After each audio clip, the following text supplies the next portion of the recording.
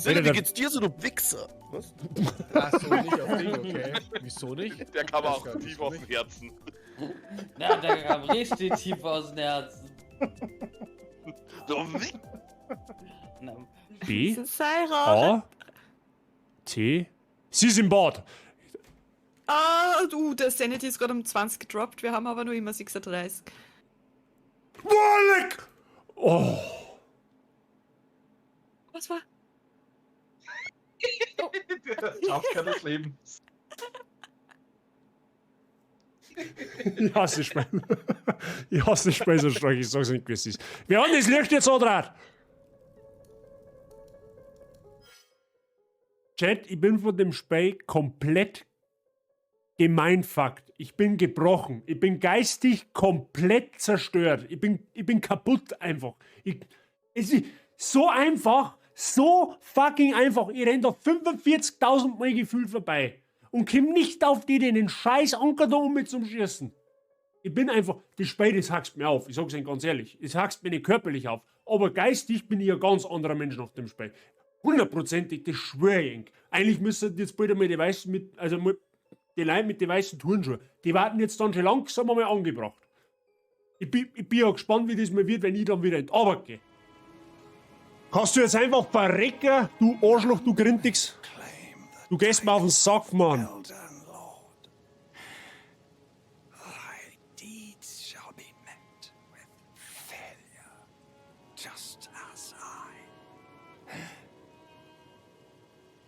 Ja, stirb endlich. Schau der Twirmer von unten da. Oder von oben oder von alle Seiten. Von mir aus auch von drinnen. Aber können wir ja nicht mehr gegen Quere. Ohne Witz. Ja, was haben wir jetzt da? Wir müssen da eh noch was finden und ich finde nichts. Also gibt's wahrscheinlich nichts. Also das ist wahrscheinlich jetzt nicht logisch, aber...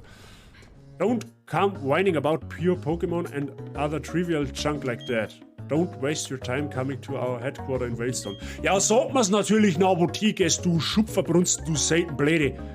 Es darf erst recht noch in Zeitung schreiben, dass er ja wirklich überhaupt keine Polizei und nichts hinterhergibt. Mein Gott, hey. Manchmal muss ich echt fragen. So, ich kann Horrorfilme schauen, ist überhaupt kein Thema. Da bin ich richtig standhaft dagegen. Da tut's bei weitem nicht so viel. Aber Spiele, ich weiß auch nicht. Das ist, ich glaube, ich spiele so das Genre einfach so auf der Zeit. Deswegen bin ich da ein wenig empfindlich noch. Ja, wer weiß, was St. Gisner verstanden hat. Nein, ja, okay, ich gehe wieder zurück und tschüss dann. Ja, aber... Hä? What the fuck? Oh, wait.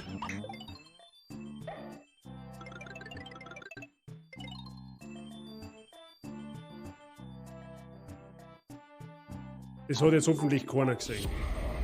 Moment. Ich muss mich mal schnell um den braven Käfer da kümmern, okay? Ich bin gleich wieder da. Bitte nicht weggehen. Oh, leg mich. Geh ja nicht auf meine Kamera! Ich schwör's dir bei Gott. Verpiss dich. Moment.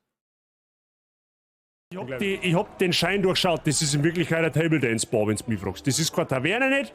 Da, die wackelt mit der... Wer wollte vorher Tipf sagen? Da habt ihr's. So, da Tipf.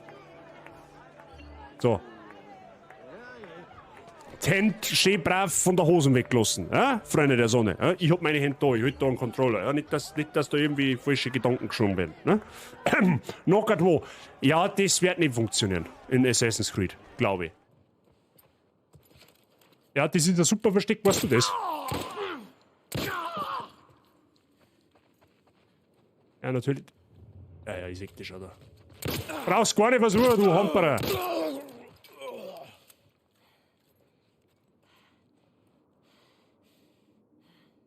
Bis das nächste Viech kommt, wo es mir einfach gnadenlos anschießt. Der Legolas schießt dem Elch aus 5 Kilometer Entfernung mit einem Arm auf dem Rücken gebunden, einen stumpfen Pfeil mit einer durchhängenden Bogensehne ins Arschloch rein. Und zwar genau ins Arschloch. Ja? Der hat den Skill dazu. Ja? Und schaut dabei noch gut aus, richtig. Alle tragen Kostüme. So, und die Frage, ich hätte einen Stachel, darf ich die bestäuben, was? Das glaube ich war nein. Okay, dann gehe ich wieder. So, was bist du? Du bist ein Welpen-Pokémon. Das ist ein Feen-Pokémon. What the fuck? Ich hab jetzt mit ein Feen-Pokémon schon so bald im Spiel. Holy shit. Dieses Pokémon fühlt sich glatt und feucht an.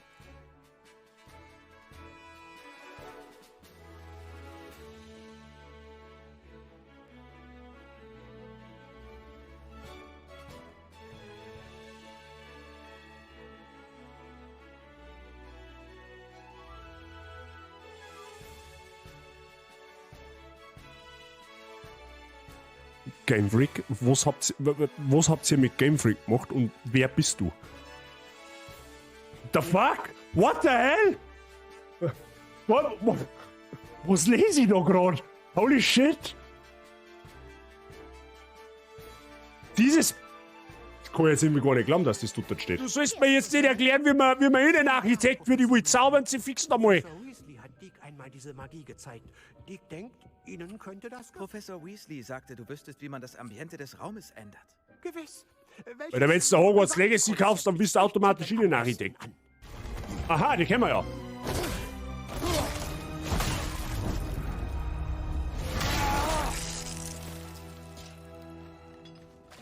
War ziemlich cooler Arc, definitiv. Habt's Bock? Geht da was? Oh, jetzt kommt die blöde Fotze Souls-like-Spieler wo? Oh Gott, das ist jetzt ein Zweifel auf da. Ich hab's, nein, leider, ich hab's nicht so gemacht, wie ich's gesagt hab, okay? Holt sein Bitchen zurück. Sag mal, was ist das? 02? Boah, leck, Alter, bist du behindert. Ja, ist mir wurscht. Scheiß auf Gegnerpräsenz. Okay, scheiß doch nicht auf Gegnerpräsenz. Okay, das war... So, grüß Gott beieinander. Mr. Falkenwolf und der Herr Gut zu Fuß. Einen wunderschönen Sonntagnachmittag. Nachmittag, genau. Wie geht's euch? Schön, dass du hat's. Das Wetter ist bei uns leider nicht ganz so flauschig. Reppi habe ich dir. Guten Morgen um 3 Uhr Nachmittag. Perfekt, guten Morgen, Reppi. Das Wetter bei uns ist jetzt nicht so berauschend. Es ist ziemlich bewölkt Start. Oder was heißt ziemlich? Es ist wolkig und es geht der Wind. Also Freibad ist jetzt nicht unbedingt so die geile Idee. Deswegen habe ich mir gedacht, Gott, hey, komm. Mach spontan jetzt doch noch schnell den... Ja, was heißt spontan? Machst doch noch den in Anführungszeichen angekündigten Lies of P Stream. Dann wird's schon passen. Ja? Schön, dass du da seid. Wie geht's euch? Ich hoffe, ihr habt ein schönes Wochenende gerade sofern. Sofern. Ich habe heute schon Tennis gespielt, 2 Stunden. Vereinsmeisterschaftstoppe. Leider verloren. Also ich war heute sportlich schon sehr fleißig. Ja. Heute auf Nacht muss ich noch in Nachtschicht. Ich habe jetzt noch 5 Arbeitstage vor mir. Also sprich heute Morgen und Dienstagnacht. Dann noch Donnerstag, Freitag Frühschicht. Und dann hat eins Bazi Urlaub. 3 Wochen. Also was heißt... Grundsätzlich Urlaub vom Beruf, aber da wird es auf der Baustelle einiges zu tun geben, aber grundsätzlich dann einfach mal 3 Wochen Ruhe. Ja gut, morgen muss ich in meinem Urlaub wieder arbeiten und die Motivation hält sich in Grenzen. Und wie geht's dir? Ja, das verstehe ich. Ja, bei uns sind jetzt, Falkenwolf, quasi die Rollen vertauscht. Du warst jetzt im Urlaub und musst wieder anfangen und ich bin jetzt quasi kurz vor dem Urlaub. So gesehen. Ne? Aber wie gesagt, ich muss dann auf der Baustelle arbeiten. Aber an und für sich geht's mir gut. Alles soweit im grünen Bereich. Gott sei Dank. Genau, Frau Barth ist jetzt beim Pferd. Von daher kann ich jetzt die Zeit noch schnell so etwa 2 Stunden. Der Stream heute wird etwa 2 Stunden gehen. Wir schauen uns heute mal entspannt die Lies of P Demo an. Ja. Der Herr Dampfexpress hat es letzte Woche mal angezockt. Da war ich leider nicht dabei sein können, weil ich Training gehabt habe. Er hat mir gesagt, das ist. Ich habe mitgekriegt, er hat noch 45 Minuten an Rage Quit hingelegt. Das heißt, das Spiel muss ziemlich gut sein. Ich habe dann gestern einmal ganz kurz ins Spiel geschaut, um zum Testen, ob das performance-technisch alles mit meinem PC funktioniert und so weiter und so fort. Und habe die Steuerung kurz ausprobiert, ob das alles funktioniert. Und was ich so auf 2 Minuten herausgefunden habe, dieses Spiel hat unfassbar starke Bloodborne-Vibes. Also dieses Spiel hat Potenzial, ein Hauptprojekt zu werden. Deswegen schauen uns wir heute mal ganz gechillt diese Demo an, ja, was diese Demo so kann. Ich habe keine Ahnung, wie lange die Demo geht. Unabhängig davon, ob wir es mir jetzt im Stream schaffen oder nicht, die Demo fertig zum Spielen. Wir machen jetzt einfach heute mal einen Lies of P Demo-Stream. Schauen wir es uns mal an. Und ich werde dann für mich selbst entscheiden, ob dieses Spiel irgendwann als Hauptprojekt im Stream läuft oder ob ich es privat spiele. Ja, muss ich mal schauen. Grundsätzlich, es ist ein Souls-like-Spiel, ihr kennt es mich, die schon lange nur dabei haben, wissen das. Ich bin erfahrener und eingefleischter Souls-Spieler, also solche Spiele hucken mich in der Regel relativ schnell. Ja? Aber wir lassen es uns einfach mal auf uns zukommen. Schauen wir einfach mal, was das Spiel kann. Ja, 3 Wochen Urlaub und wünsche dir im Voraus schon nur. Dankeschön. Ja, ich hab jetzt frei ab quasi ab Samstag bis einschließlich 19. Auf alle Fälle am Sonntag fange ich wieder an mit der Arbeit dann praktisch. Ich glaube, es ist der 19. August. Bin mir jetzt nicht sicher. Aber ich hab mir jetzt heuer tatsächlich... Für mich ist jetzt Arbeitsjahr eigentlich jetzt halt relativ chillig dann, das Restliche. Ne? Ich habe jetzt quasi im August 3 Wochen frei. Dann habe ich ab 1. September wieder 1,5 Wochen. Dann habe ich am 1. Oktober auch wieder 1,5 Wochen. Im November ist dann voraussichtlich einmal nichts. Und im Dezember ist dann Weihnachtsurlaub. Und ich habe immer noch 5 Tage, beziehungsweise 4 Tage Resturlaub, weil ich mir für Samstag ja noch einen nehmen muss. Aber okay, das ist ein anderes Thema. Also ich habe jetzt quasi das etwas chilligere Halbjahr in meinem Beruf. Ja, ich habe jetzt die ersten 6 Monate im Endeffekt durchgearbeitet. Fast 6 Monate. Ich war in Greta im Juni. Aber sonst, ja, geht schon dahin. War halt faul gestern am Modellflugtag im Ort gewesen und ein schöner Sonnenbrand geholt und versorge halt mit Aftersun. Mr. Gut zu Fuß, auch ein fauler Sonntag gehört einmal dazu. Ja, da brauchst du mal überhaupt kein schlechtes Gewissen nicht haben. Ja. Für das sind Sonntage da, ja, dass man einmal einen fauler Sack macht. Ja, ist ja wohl völlig klar. Ich hätte halt, wenn ich heute nicht doppelt gespielt hätte, hätte ich halt auch nichts zerrissen, sage ich da ganz ehrlich, wie es ist. Birgit Habitäre, grüß dich gut. Die war sportlich halt auch schon fleißig unterwegs. Heute waren einige sportlich fleißig unterwegs. Dwifey war schon sportlich heute. Also sehr, sehr zauberhaft. Bitte, ich habe vom 24.8. bis 10.1. bis 1.9. Bin für ein langes Wochenende auf der Gamescom und den restlichen Gamescom ist im September. Ich habe halt gedacht, Gamescom ist im Oktober erst. Ist die heuer eher oder ist es einfach ist komplette Fehlinfo von mir einfach? Und habe ich die gut zu Fuß. Ja gut, na, sonst... Gamescom ist im August. Okay, aus welchem Grund auch immer, ich habe immer gedacht, Gott, das ist im Oktober. Naja gut, egal. Genau. Also ich bin gespannt, was da auf mich zukommt. Ich hab mir irgendwie, weiß ich nicht, ich hab mir jetzt nicht so wirklich mit dem Spiel befasst, was die Geschichte dahinter angeht. Es geht wohl irgendwie um einen Pinocchio. Ich weiß jetzt nicht, ob man mir der Pinocchio hat, ob man mir quasi so ein Pseudo-Pinocchio spielt, das weiß ich nicht. Ich habe das gestern nur im Ladebildschirm gesehen. Also das ist ein ziemlich cooles Gimmick. Also ihr werdet es dann da unten irgendwo, da, jetzt einen Ladebildschirm sehen und da steht dann, ihr lügt und dahinter, also quasi auf der ganz rechten Seite steht eine Prozentzahl, wie weit das halt schon gelohnt ist, so im Endeffekt, ne? Also schauen wir mal, was da auf uns zukommt. Auf das so jetzt nicht so Bock. Ich bin momentan, keine Ahnung, ich bleib momentan heftig auf Lo-Fi-Musik hängen. Ich weiß nicht, ich finde das momentan so gechillt, keine Ahnung, fragt's mich nicht warum. Aber gut, Freunde, ich darf vorschlagen, wir schauen mal ganz gemütlich ins Spiel. Wie gesagt, ich werde bis ca. 5 live sein. Und wir schauen uns einfach mal an, was das Spiel ist, was das Spiel kann, welche Mechaniken es verfolgt. Ja.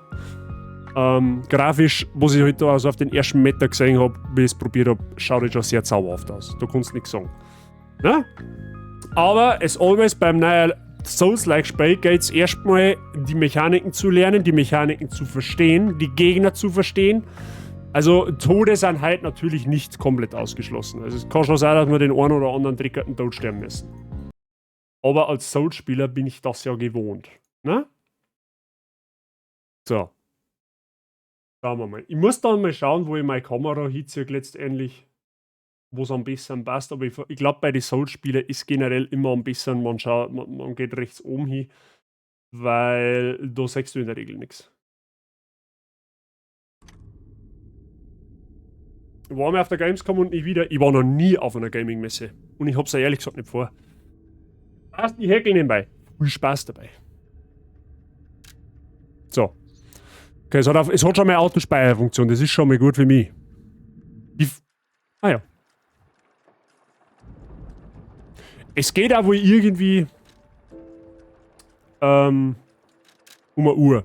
Wie gesagt, den Spielstand, 6 Minuten, da habe ich nur mal reingeschaut. Wie gesagt, zum sehen, ob alles funktioniert und habe so ein bisschen die Steuerung dahinter ausprobiert.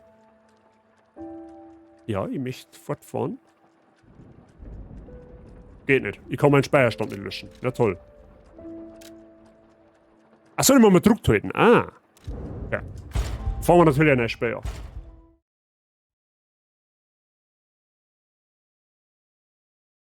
Gut, da seht ihr es jetzt unterm Ladebildschirm am Lügen, rechts am Lügen und links geht die Nase von Pinocchio für ihr. Also es hat wohl irgendeinen märchenhaften Hintergrund. Die Werkstattgewerkschaft ist Eigentümerin der gesamten Technologie für automatisierte wie auch immer. In honor of the great writer Carlo Collodi.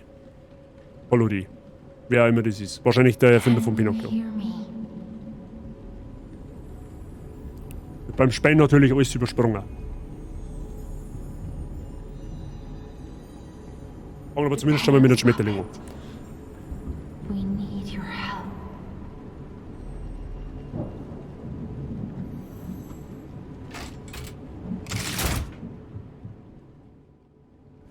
Okay.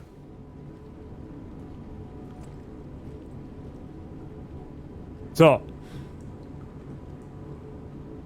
Mir kann man theoretisch der Pinocchio sein. Theoretisch. Wir haben auf alle Fälle irgendeine Prothesen. So Prothesen kennen wir aus Sekiro. Ja? Also diese Prothese wird wahrscheinlich irgendwann mal wichtig. Ja, du. There you are. I've been looking all over for you.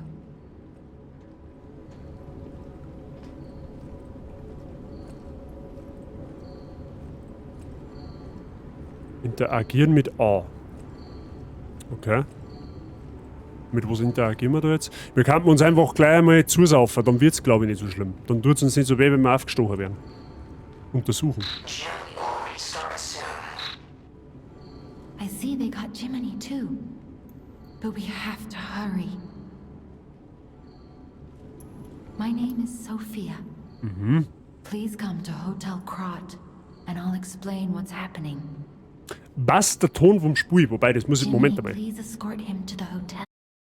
Moment, das muss ich noch umstellen. Entschuldigung. Da haben wir wieder beim Thema. Aber warum sollte man auch vorbereitet sein als Streamer? Das war dann mal ganz was Neues. Wavelength Game, da haben wir es. So. Bitte sagt mir Bescheid, ob der Ton passt. Ja? Wenn er nicht passt, dann müssen wir lauter oder leiser dran. Ja? Also einfach schreien im Chat. Bitte, Dankeschön.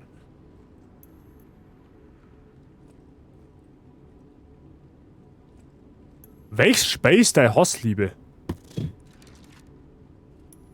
Das ist eine ganz gute Frage. Das kann ich dir jetzt so auf spontan gar nicht beantworten. Hassliebe. Ist, glaube ich, so. Als Soul-Spieler, keine Ahnung, ich kann das ehrlich gesagt nicht sagen. Es, glaube ich, gibt kein Spiel für mich, wo ich gleichzeitig liebe und hasse. Es war früher, vor ein paar Jahren war das Summoners War. Das war so ein bisschen meine Hassliebe. Also ich hab's oft verflucht und dennoch gern gespielt. Aber mittlerweile, keine Ahnung, ich kann das nicht sagen. Aha, da kriegen wir jetzt auf alle Fälle mehr Waffen.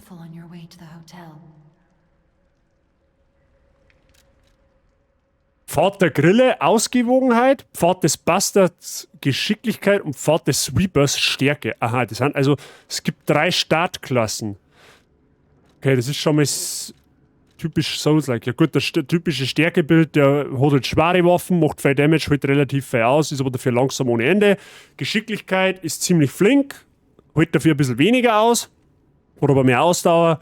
Und Ausgewogenheit ist eine Mischklasse. Habe ich persönlich als Souls-Spieler eher immer die schlechteren Erfahrungen gesammelt. Also, ich finde irgendwie so, wenn man kompletter Noob ist, als Souls, oder als Souls-Einsteiger besser gesagt, dann sollte man ein Stärkebild nehmen, einfach weil du tankier bist und mehr Hits aushältst. Wenn du ein bisschen fortgeschrittener schon bist mit den Mechaniken als Souls-Spieler, dann gehe ich immer gern für ein Geschicklichkeitsbild. Winterrapierklinge, Griff eines Winter, irgendwas. Okay, wir haben auf alle Fälle irgendeinen. Was ist das? Aha, können wir mit unseren Prothesen schon mit zuhauen. Dann haben wir da ein Menü. Okay, das wir mit X aktiviert. Waffen können wir da wegstecken. An Arm logischerweise nicht. Okay, was macht das da? Achso, wenn ich weiter nach unten drücke, switche Items. Okay, na gut, und was ist das?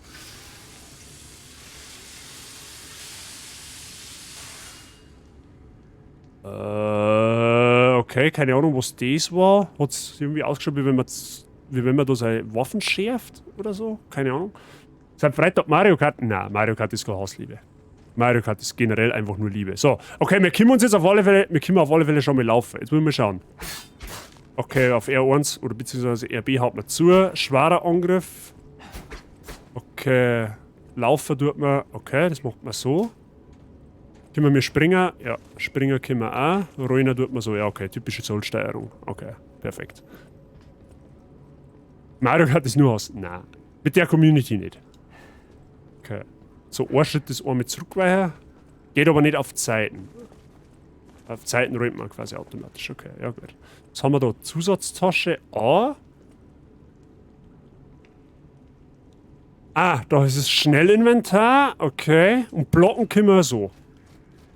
Ah gut, das seht ihr jetzt eh nicht. Ja, da muss ich Kamera fast ein wenig, da muss ich Kamera fast mit reinziehen. Das ist eh so ein bisschen seht. Okay, da einer, dann seht ihr ein bisschen Epsi. Perfekt. Machen wir es so. Okay. Wo müssen wir jetzt hin? Da, oder was?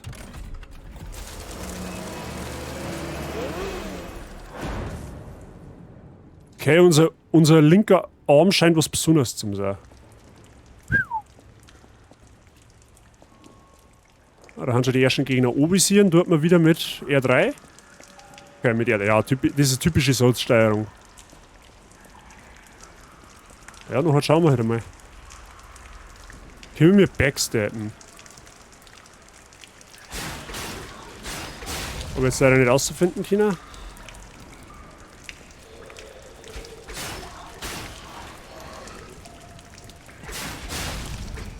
Okay. Links oben Gesundheit und Ausdauer und irgendein blauer Balken, den ich aber nicht identifizieren kann, was der macht. Das findet man aber mit Sicherheit auch noch aus.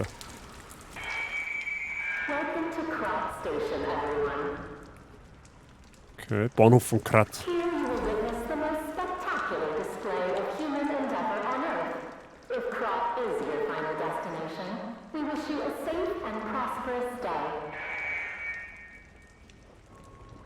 Schaut ja wahnsinnig vertraut aus, der Bahnhof. Kann man das Zeug kaputt machen? Kann man nicht.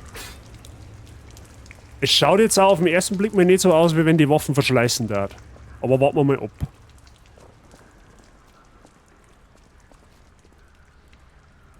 Schauen wir mal.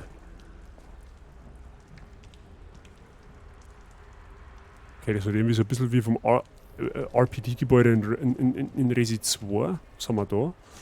Die maximale Pulszelle. Verwende eine Pulszelle, um LP wiederzuerlangen. Es gibt eine maximale Anzahl an Pulszellen, die verwendet werden können. Wenn du das Maximum erreicht hast, wird die Zelle entladen. Wenn du Feinde angreifst, während die Zelle entladen ist, wird die Pulszelle allmählich aufgeladen. Das ist quasi unser Estus-Flakon aus Dark Souls, mit dem wir uns wahrscheinlich heilen können. Okay. Und wenn der leer ist, also sprich alle aufgebraucht sind und ich Gegner kill, dann lohnt sich der wieder auf. Zumindest habe ich es jetzt so verstanden. Was haben wir da? Große Gradausstellung 1800. Erleben Sie da die größte Show der Welt, erleben Sie die Zukunft der Welt. Aha. Oh, die haben zu zweit. Müssen wir ein wenig aufpassen. Okay, die Gegner haben scheinbar lauter Holzpuppen. Ah ja, kommt zu zweit. Ja, perfekt.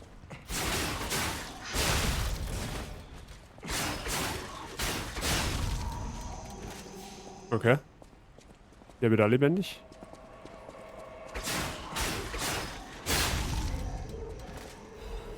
Trübes Ergo-Fragment. Okay. Kann man das irgendwo anschauen? Asche, was haben wir da jetzt? Was ist denn das? Monadenlampe. Erhöht bei Gebrauch Helligkeit. Eine kleine Lampe mit einer Grillenführerpuppe im Innern. Sie erhält die Dunkelheit in einem schwachen Licht. Hab keine Angst, auch wenn du dich im Nebel verirrst. Der Grillenführer wird bei dir sein. Letzte Zuflucht, sofortiger Charaktertod bei Gebrauch. Ein spezielles Gerät, das die gesamte Energie der P-Organe auf einmal freisetzt, wird bei Gebrauch zerstört. Der alte Mann befürchtete, dass sein Sohn nicht richtig aufwachen und in einen Rausch geraten könnte. Dieses Initialisierungsgerät wurde als notwendiges Übel für heikle Neueinstellungen geschaffen. Okay.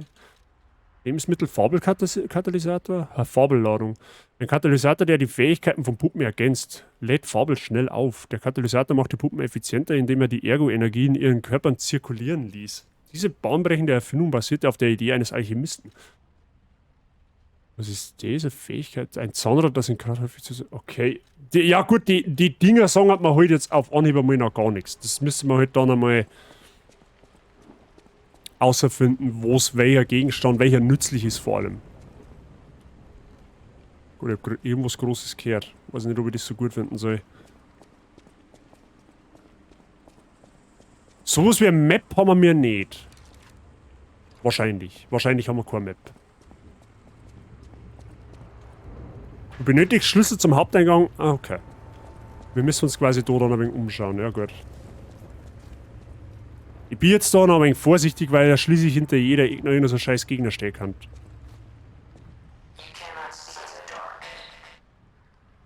Im Dunkeln. Monadenlampe. Achso, ich soll die hernehmen?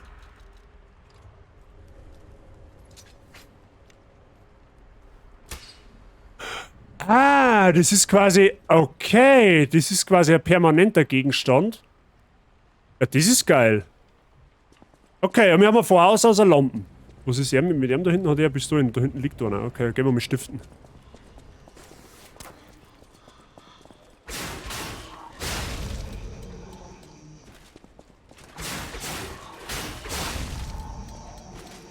Okay. Ja, das hat ja schon mal gut funktioniert.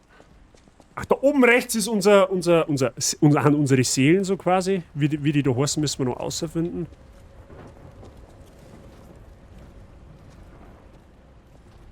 Was auch interessant zum Wissen weiß, ob man in dem Spiel kontern kann. Aha, sagst du es da. Sagst du es da, ich hab die genau erlurt.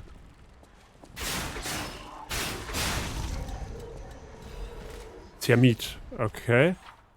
Gürtel benutzen. Oberer Gürtelslot aktivieren, unterer Gürtelslot oder Gürtelgegenstand benutzen, rüste Gegenstände und Gesten am Gürtel aus, um sie zu verwenden. Ja, okay, das ist... Für Zusatztasche gedrückt halten. Schnellinventar, rüste Gegenstände und Gesten in der Zusatztasche aus, um sie zu verwenden. Okay, das ist... Ja... Verstehe ich schon. Zusatztasche, das kann da mal weg.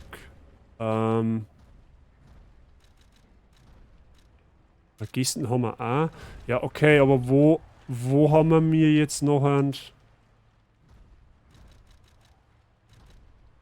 Ach, das ist das Termit. Ja, lass mal schauen. Was macht ein Termit eigentlich, ist die Frage. Was macht ein Termit? Eine Termitbombe, die geworfen werden kann, verursacht Feuerschaden im Einschlagsbereich. Okay, das ist quasi der Molotow-Cocktail aus Bloodborne, verstehe ich schon. Okay, alles klar. Wie viel haben wir davon? Einen. Perfekt.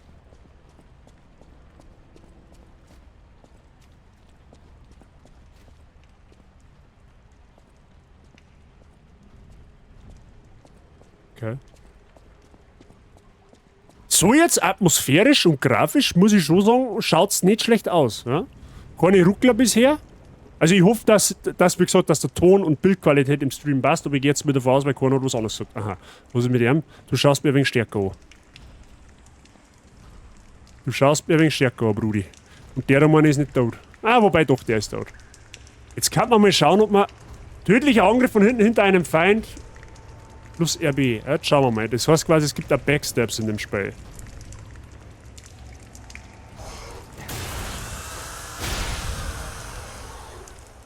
Es wird sogar angezeigt, da gibt es sogar ein kleines Symbol, wann man backstabben kann.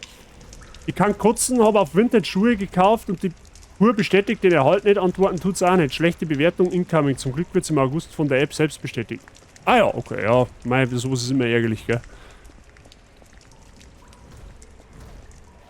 Oh, hi. Aber die?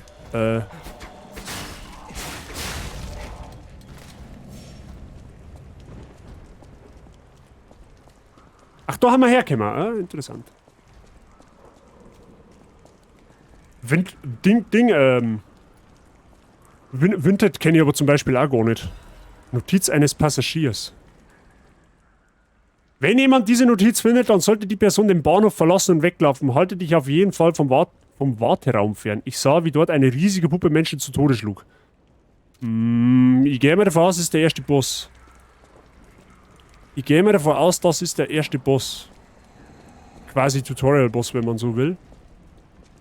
Er springt. Ja, habe ich schon verstanden. Okay. Einmal Kleiderkreisel gibt es seit Jahren Online-Flohmarkt für gebrauchte Klamotten. Okay. Das ist auch etwas, was komplett an mir vorbeigegangen ist. Wie gesagt, her ich heute zum ersten Mal, Birgit. Muss ich dir ganz ehrlich sagen. So, da schleichen wir uns mit Sneaky Peaky. Oh! Oh, boah, leck, den habe ich gar nicht gesehen. Den habe ich auch nicht gesehen.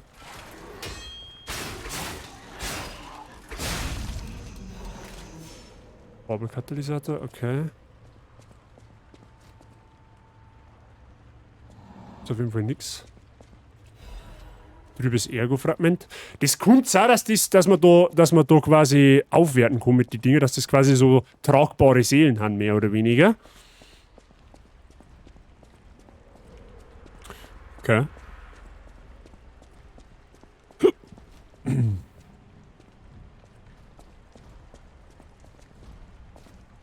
Ah, hier was Riesiges.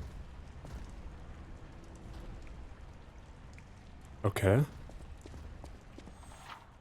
Fixiergerät. Überall in Krat gibt es Türen und Leitern, die durch Vorrichtungen verschlossen sind. Du kannst diese Türen aufschließen oder die Leitern hinuntergehen, um Abkürzungen zu schaffen. Ja, dann sag das mal her, was wir da haben.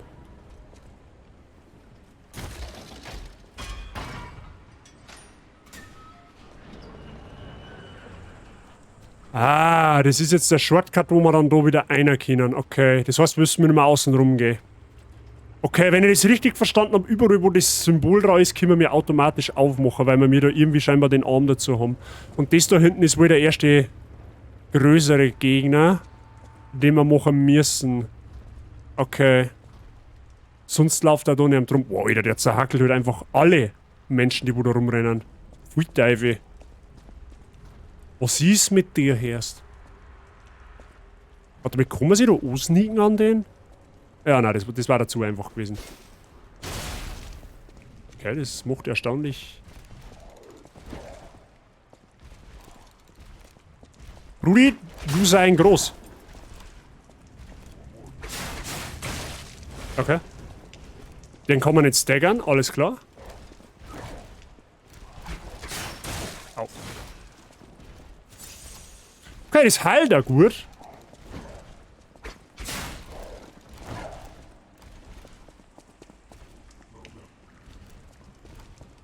Spin to win, maybe?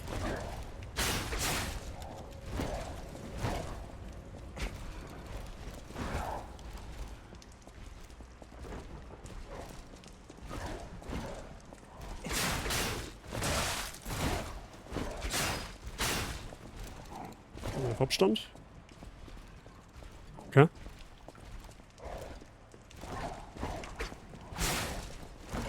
Okay, was ich noch komisch finde, er rollt nicht. Du machst nur so Steps. Okay, das ist 2 Schläge haben zu gierig, okay.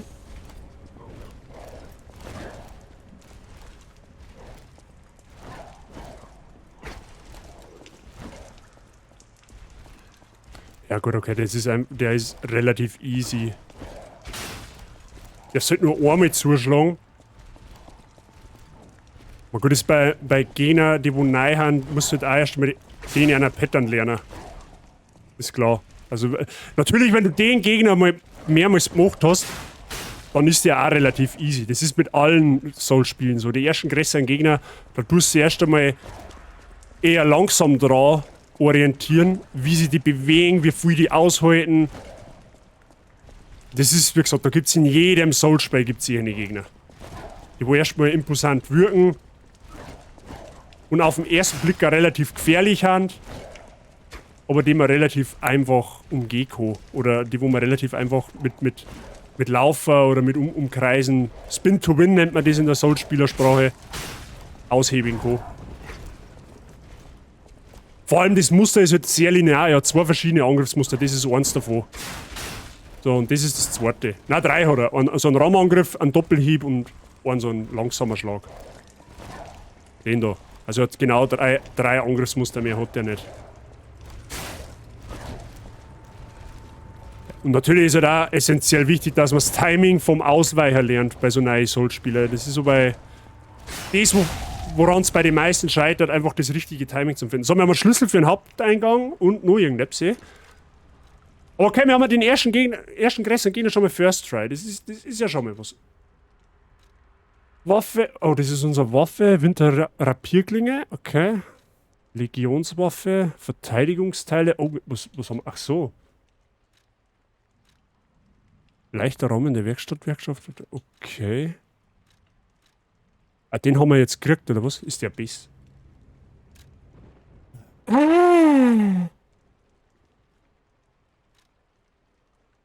Das kann man ausrüsten, das ganze Zeug jetzt da. Ach, da schau her. Ja, easy. Na, das habe ich dir. Na, wie geht's euch? Hey, du, ich kann nicht glauben, wir schauen uns heute mal Lies of P an, ein neues Soul-Spiel. Bisher bin ich ziemlich positiv gestimmt davon. Und wir schauen uns das einfach mal an, ja, was das so kann und was das so ist. Ja, ich hoffe, dir geht's auch gut. Schön, dass du reinschaust. So, was haben wir jetzt da? Verteidigungsteile. Einfacher Rahmen der Werkstatt-Gewerkschaft. So. Was hat der? Gewicht 5,8 und physische Schadensreduzierungsrate von 7,36. Und was hat der? Der hat mehr Gewicht, hat aber auch mehr physische Schadensreduzierung. Den nehmen wir doch einmal. Haben wir irgendwo ein maximales Ausrüstungsgewicht? Ja, da oben.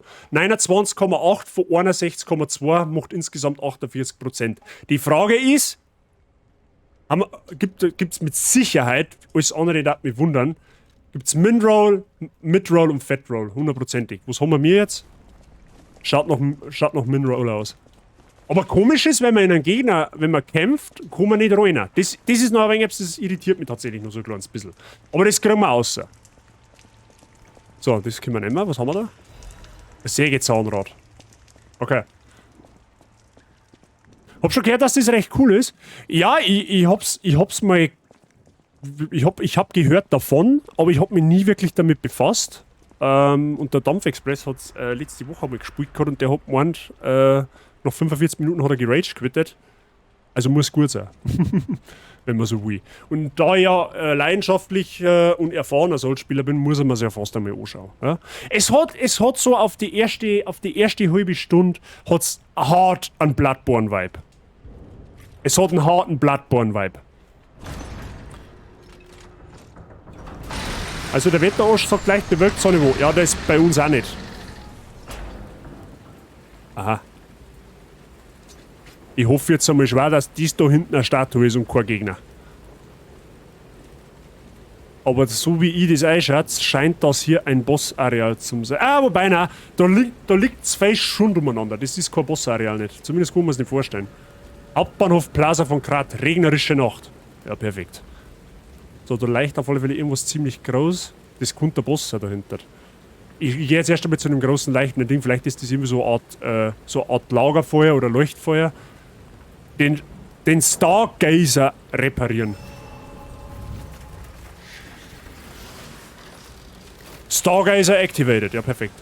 Stargazer. Benutze einen Stargazer, um LP und Ausdauer vollständig wiederherzustellen und deine Pulszellen aufzuladen. Aha, das ist quasi das Leuchtfeuer, Freunde der Sonne. An dieser Stelle wirst du nach dem Tod wiederbelebt. Denk daran, dass damit auch Feinde wiederbelebt werden, nicht nur dein Charakter. Typische Souls-Mechanik. Gut ausschauen du jetzt? Ja, also wie gesagt, optisch bin ich. Das Spiel kann was. Es ist jetzt nicht. Es ist jetzt. Das kann sich sein lassen, auf alle Fälle. Definitiv. Oh, Ferdi hat es hinter sich. Perfekt. Es ist halt jetzt die Demo, ne? Ich meine, bis zum fertigen Produkt, da kann sich noch ein bisschen was ändern, aber so der erste Eindruck ist sehr positiv. Es spielt sich halt für mich wie ein Bloodborne, ja? Oh, leck nach Hund. Wie wenig Hunde schon wieder, sag ich doch lange schon wieder. Oh, hi.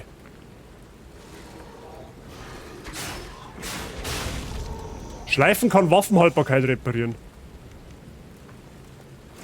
Ach, da hinten ist die... Ah! Okay, alles klar, man muss die Waffe noch schleifen. Das rechts unten ist unsere Haltbarkeit. Wahrscheinlich wirkt sich das auch auf den Damage dieser Waffe aus. Ist es eine öffentliche Demo? Ja, im Game Pass. Wenn du Microsoft Game Pass hast, komplett kostenlos. Kommt da in Game Pass. Fertiges Spiel los mit liegen, 21. September. Jetzt pass auf, was wir aber jetzt nicht geschaut haben. Da kann man doch bestimmt auch aufwerten. It's called a Stargazer. A marvelous device the Stalkers used in the past.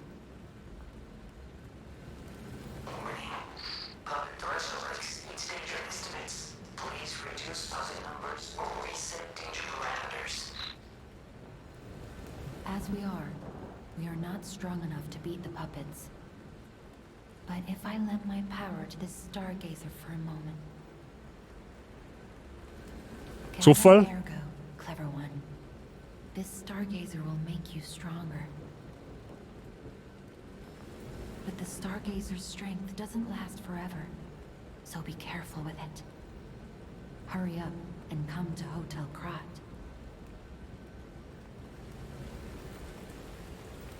Okay.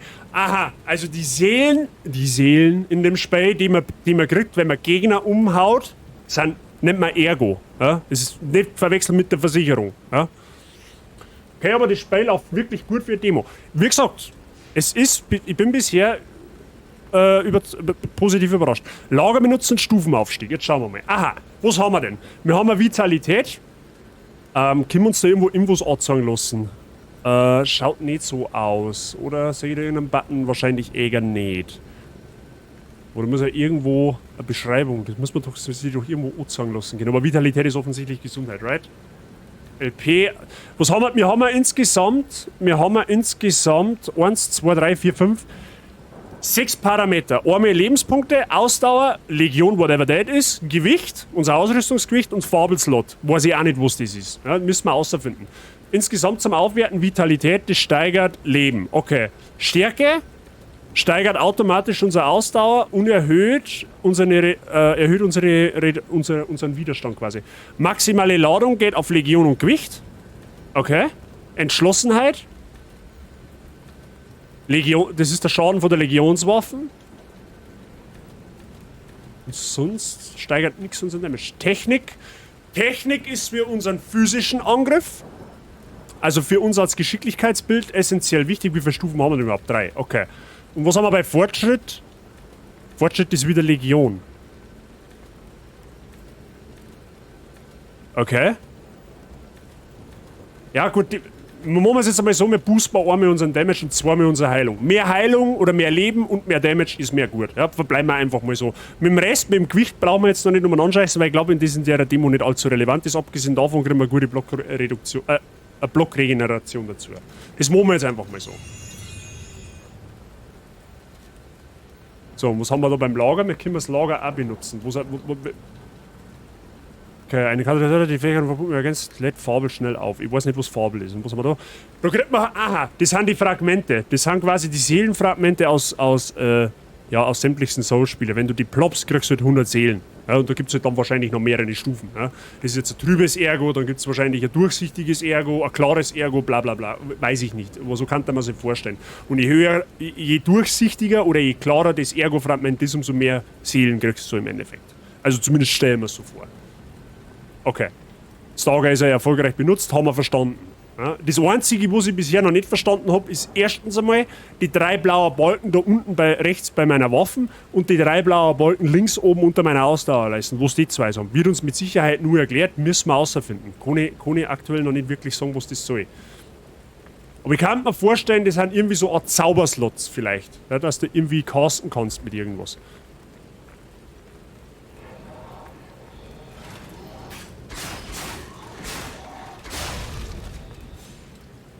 Okay, den Wuffi da hinten lassen wir jetzt einfach mal stehen. Ich habe jetzt auch übrigens keinen Plan, wo wir hin müssen. Das Gebiet scheint relativ groß zu sein. Da ist auf alle Fälle ein Wuffel. Der auch ein Roboter zum sein scheint.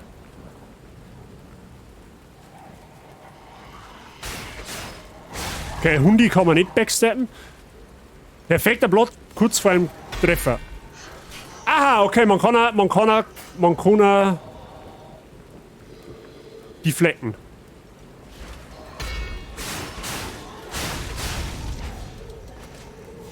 Okay, und ein perfekter Block scheint auch nicht auf die Ausdauer zu gehen. Interessant.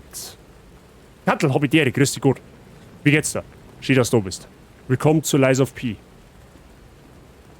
Okay, das ist auch wieder Wuffi.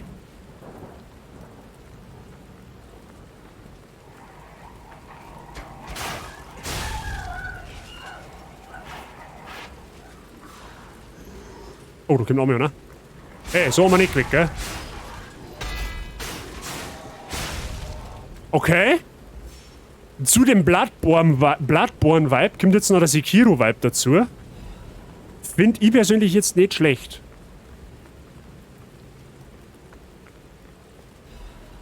Krat Times Ausgabe. Die große Ausstellung von Krat ist verschoben worden. Diese Entscheidung wurde getroffen, um die Bürger der Stadt zu schützen, bis der Puppenwahn, der die Stadt kürzlich lahmgelegt hat, unter Kontrolle ist.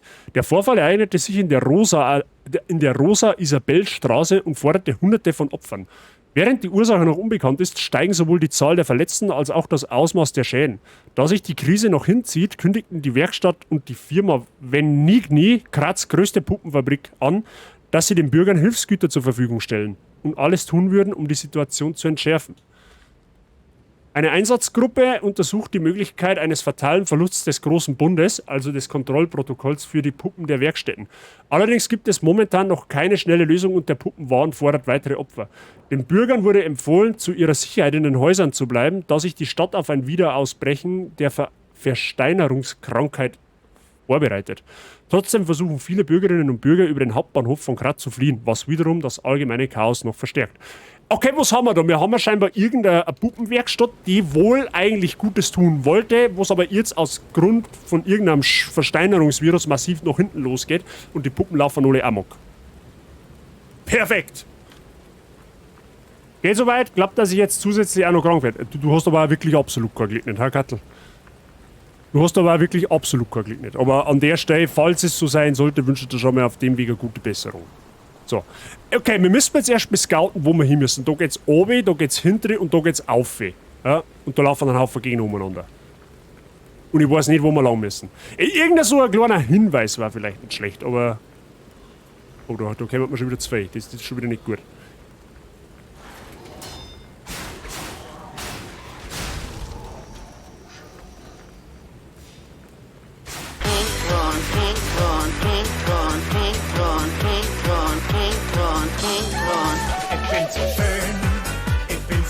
Klares Ergo-Fragment, okay? Mr. Saiching, einen wunderschönen Sonntag. Nachmittag wünsche ich dir und willkommen zur Lies of P. Ich hoffe, dir geht's gut. So, was haben wir da? Den können wir doch bestimmt sneaky peaky backstabben, oder?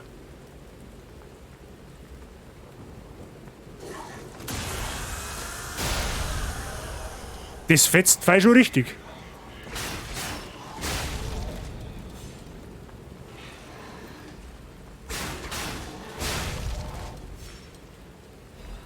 Sägezahnrad? Du geht's nicht durch, okay.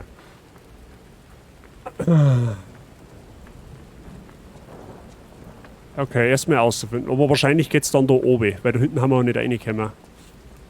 Ja, mir geht's gut, Ventilator regelt und nicht vor uns läuft gerade, also so grob scharig da, aber der Chat ist eh brav. Ja, selbstverständlich. Ich wünsche dir viel Spaß bei der Formel 1. So, was können wir da hinten noch machen? Jetzt schauen wir mal.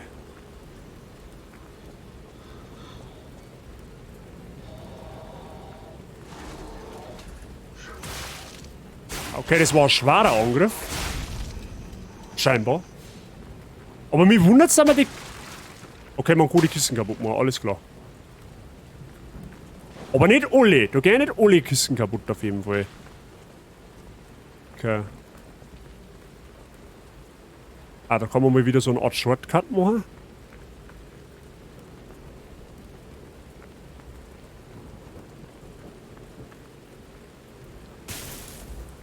Ah, da ist noch gesperrt.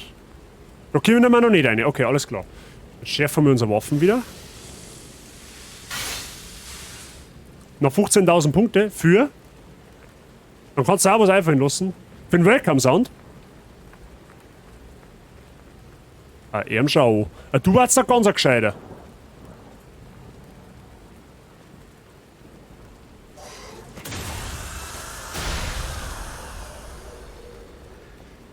Gut, aber jetzt habe ich halt zwei getriggert, gell? Das ist jetzt vielleicht auch nicht unbedingt das Optimalste gewesen. Vor allem, die kommen mit einem fucking dreizackigen Kerzenständer daher und wollten mich umnirten. Was ist mit euch? Der Moment, wenn der Kerzenständer zur Waffen wird. Na gut, ich lauf mit einem Rapier umeinander. Ich brauche überhaupt nicht reden, aber okay. So, was haben wir da? Ich reiß mit Zander nichts mehr ausgeben an Punkten. Ja. So ein paar Leckermäulchen haben wir schon in die Kanalpunkte, ne? Ich mach's dann quasi nicht einfach. Trübes Ergo-Fragment. Ah, keine Flauschnädeln. Du, die haben bei der, ich muss sagen, ganz ehrlich sagen, ich bin gar nicht besser, wenn es keine Flauschknädel jetzt nicht triggert in nächster Zeit, weil die haben es mit der Hitze ja nicht froh, wenn sie liegen können. Ne? Also die liegen beide im Stall und haben einfach froh, wenn sie in einer Basis chillen können. Man, wenn jetzt einer am Flauschknädel sein möchte, dann hol ich es natürlich raus, aber das ist eher dann wieder sowas, wenn es Richtung September, Oktober geht. Ja? Wenn es kühler wird, vor allem teuren, dann, ja, oha. Ha, da war er. Der Soul-Spieler Ultra Instinct.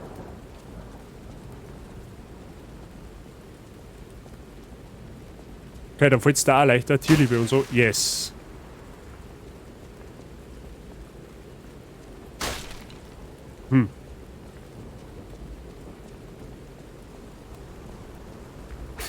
Frage, die wo beim Dampfe zugeschaut haben, ist der Dampfe genauso weit gekommen wie ich? Wie ich jetzt? Also jetzt nicht aus Flexfrage, ist jetzt eine ernst gemeinte Frage. Oder ist er vorher schon abgegangen? Hätte ich nie meine Punkte für Flauschnell ausgegeben, dann hätte ich sie. Ja, aber da war so weit, so Kattel. Mann, mich freut es ja, wenn es irgendeine Punkte irgendwie anbringt. Dann weiß ich zumindest, dass es taugt, denke.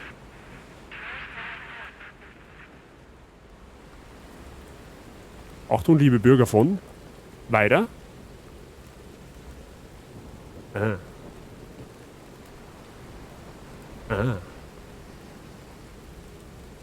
Spalmen auf Hall of Fame, die Hälfte habe ich fast schon wieder. Sagst du, ihr schaut, die meisten von euch schauen so stark oft zu und so stark viel zu, ist die Punkte kämen dann relativ schnell.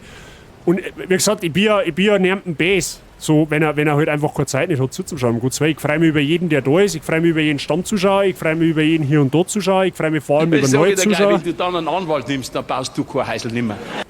Weißt du, das ist auch so etwas. Und beim Mario Kart Stream haben vor mir die Sound-Alerts nicht mehr gegangen. Ich habe nichts geändert vor dem Mario Kart Stream und ich habe auch bis heute nichts geändert. Aber jetzt gehen sie wieder. I don't know what you mean.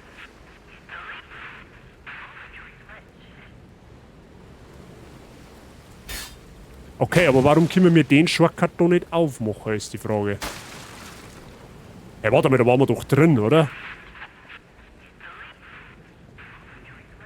Lass mich noch mal schauen. Ruckelt's eigentlich nur bei mir so? Ich hoffe, ehrlich gesagt, dass das nur bei dir so ist. Ruckelt's?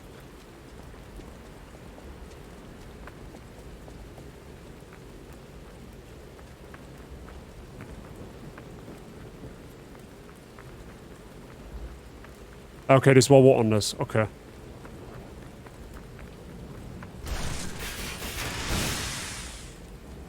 Ich habe keine Ahnung, was ich da jetzt gemacht habe, aber es hat auf alle Fälle meine blauen Balken dezimiert. Ja, ruckelt. Oh, das ist schlecht.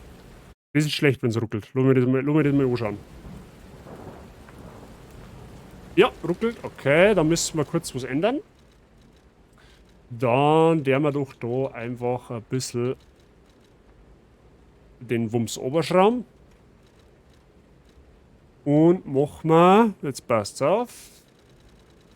Das kann schon sein, dass ein das ein bisschen. Machen wir hoch. Da. Ah, jetzt schaut es wieder besser aus, oder? Schaut wieder besser aus. Ist vielleicht nicht so unbedingt die beste Idee bei einem Stream von einem neuen Spiel, vor allem bei einer Demo, mit voller Grafikleistung zum Spielen. Ist vielleicht nicht die sinnvollste Idee, aber es schaut wieder flüssig aus, oder? Müsste halt wieder passen. Also ich hoffe.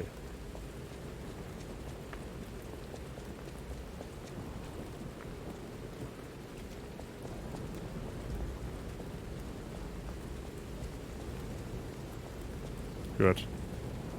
Ha, da warten wir wieder bei dem Thema, die Demo läuft doch nicht so flüssig.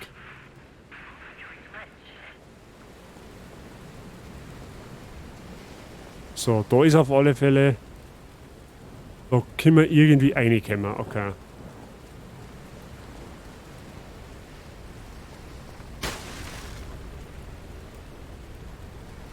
Was hat er denn in der Hand? Der Straßenschädel oder was?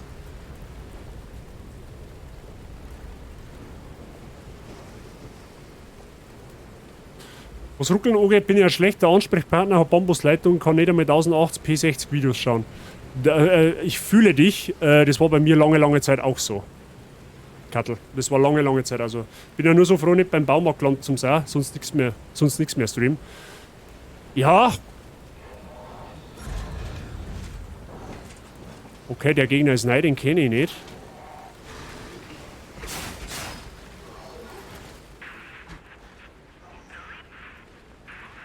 Oh, leck.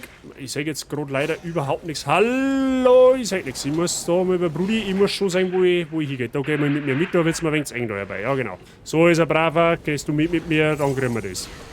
So. Du chillst jetzt erst einmal ein wenig, okay?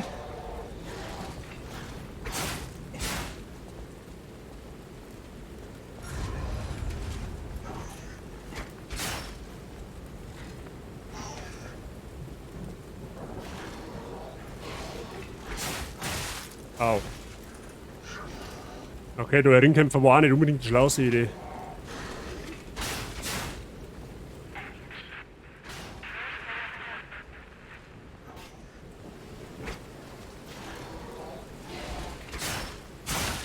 Aber.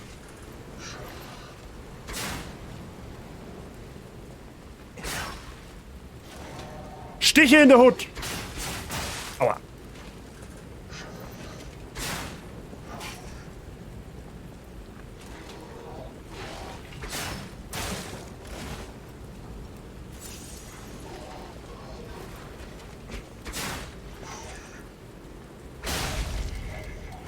Bitte Mona, du Homperer. Bin ja nur.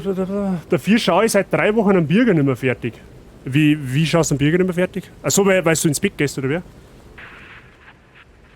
Okay, den zweiten großen Gegner haben wir erfolgreich umgepümmelt. First try. Bisher läuft es eigentlich verhältnismäßig gut, muss ich sagen. Ne? Aber haben wir schon schlimmer nicht. Fabelkünste, was ist das? Benutze Klingenfabelkünste mit Y während des Blockens verwende Grifffabelkunst. Waffen haben unterschiedliche Klingen und Griffe, die jeweils ihre eigene Fabelkunst haben. Fabelkünste verbrauchen Fabelslots und verschiedene Fabelkünste verwenden eine unterschiedliche Anzahl von Slots. Lade Fabelslots auf, indem du Feinde mit Waffen angreifst. Das war quasi das, was ich vorher gerade nicht gewusst habe, was ich da gemacht habe. Okay, sprich, die 3 Balken sind für die Fabelkünste zuständig. Okay.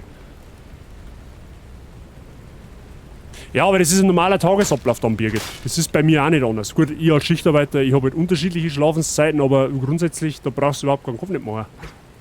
Das ist eine ganz normale Geschichte.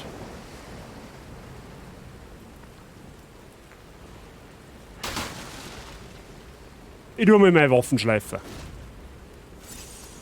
Ja, das wird jetzt eigentlich nicht.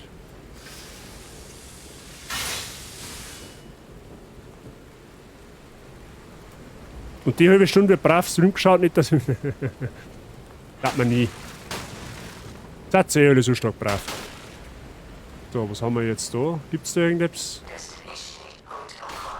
Zielhotel Grad haben wir jetzt. Ist das quasi. Ich bin jetzt verarscht. Soll ich die Borzen da das Hotel Kratzer oder was ist das der Ernst? Schau dir mal das an. Das ist ja nicht einmal ein Stern. Das ist ja nicht einmal ein halber da. Das hat nicht einmal eine Bewertung. Hallo?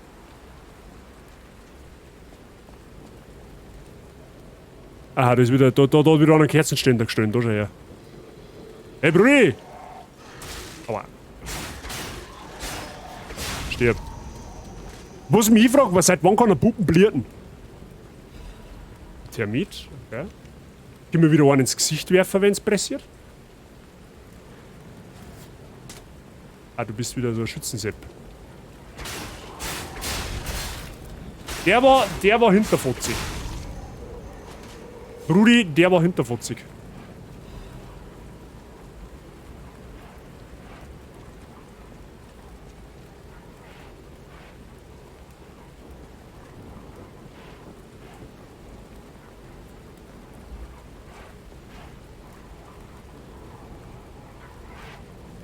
Hahaha.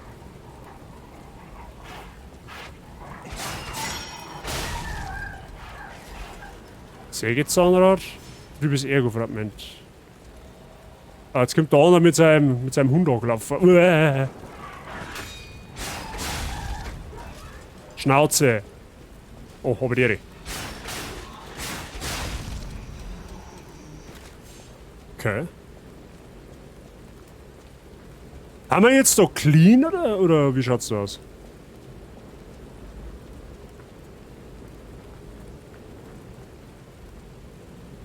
Rudi, ich hab keine Ahnung, wo wir mehr hin müssen. Okay, da hinten haben wir langgelaufen, das ist schon mal gut.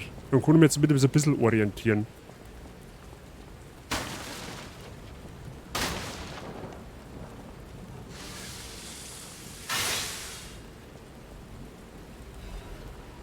Veniges dringliches Reparaturwerkzeug, was ist das? Repariert sofort Waffenhaltbarkeit. Ein Notfallreparaturwerkzeug von Venigni stellt die Haltbarkeit der Waffe sofort wieder her. Ein Notfallreparaturwerkzeug, das Venigni zur Unterstützung der Stalker herstellte. Ja, perfekt, wenn wir jetzt schon Stalker unterstützen. Ja, perfekt, super. Bedauerlicherweise wurde seine Produktionsstätte während der Besetzung durch die Marionetten zerstört, sodass es zu einem seltenen Gegenstand geworden ist. Ja, jetzt mal, Moment einmal, wir können doch unsere Haltbarkeit von der Waffen sowieso selber nachschleifen. Oder bin ich jetzt komplett dumm? Nihil 4000, grüß euch, Hobby, Dere, grüß dich gut, schön, dass du bist, wie geht's dir? Herzi Obi, wenn du der bayerischen bzw. österreichischen Sprache mächtig warst, das ist schon mal sehr zauberhaft.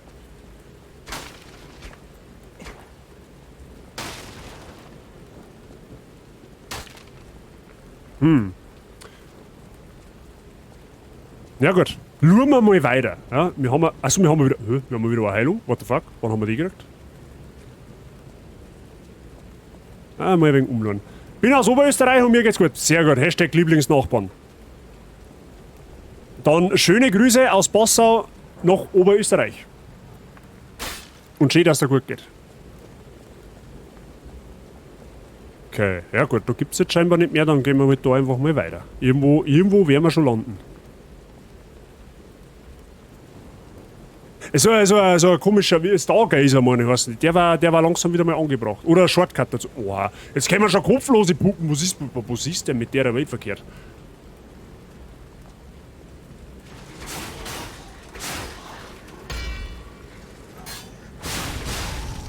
Hui.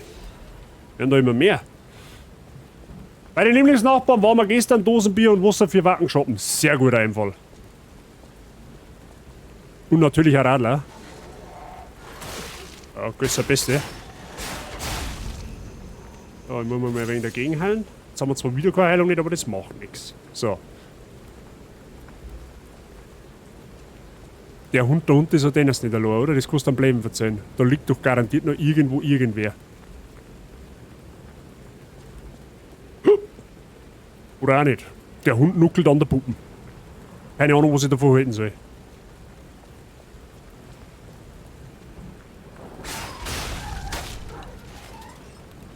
Fabelkünste des Griffs benutzen. Nein, ich will das jetzt nicht nutzen, hallo?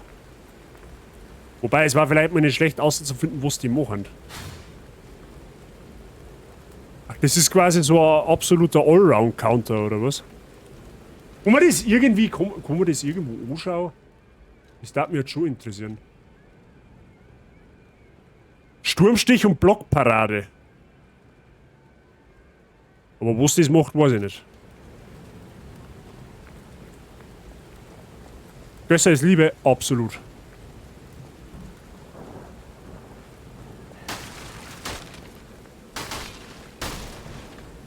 Okay.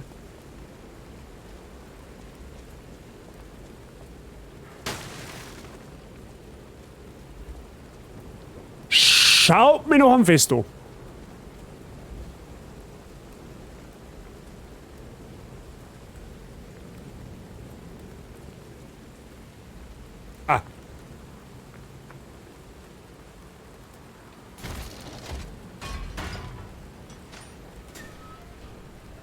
Ah, wait a minute. Ist das jetzt die Tier, die wo... Moment einmal, das ist die Tier da dahinter, oder? Ah, das ist... Jetzt können wir wieder... Also das Leveldesign in dem Spiel gefällt mir auch außerordentlich gut. Das gefällt mir außerordentlich gut. Wir kommen jetzt nämlich wieder auf den Marktplatz hin. Da, wo wir vorher den Stargazer gefunden haben. Das können wir jetzt gleich mal aktivieren. Weil wir haben ja doch ein paar Ergos, beziehungsweise Seelen. Ich sage einfach Seelen dazu, ja, weil es für mich als Soulspieler einfacher ist. Finde ich gut. Gefällt mir. Gefällt mir außerordentlich.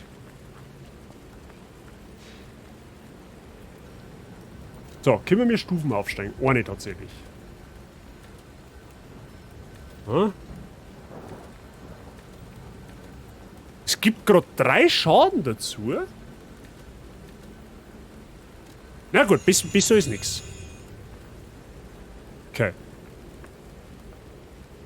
Da hinten ist weiter. Also ja, natürlich, die werden ja wieder lebendig, ist ja klar. Au.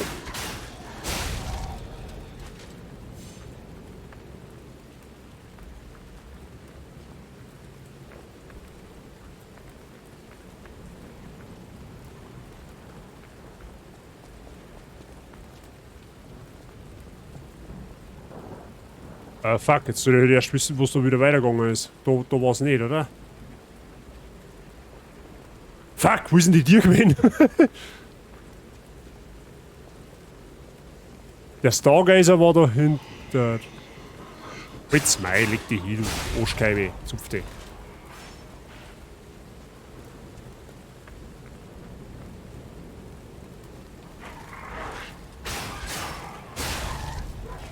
Wolleck!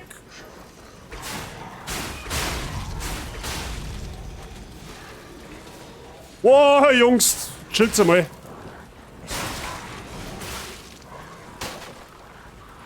Warum denn jetzt auf einmal alle auf einmal?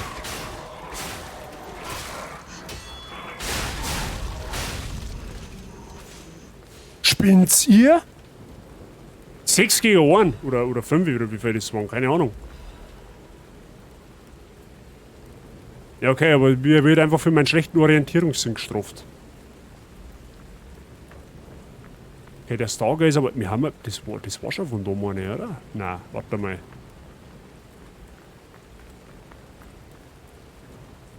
Da hinten war es nicht. Hä? Bin ich jetzt komplett gestört oder was? Das musst du. Wo war denn jetzt die Tier?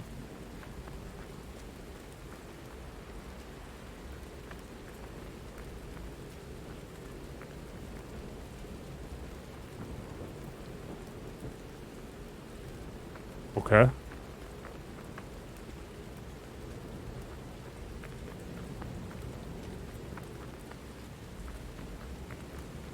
Da muss schon da unten gewesen sein.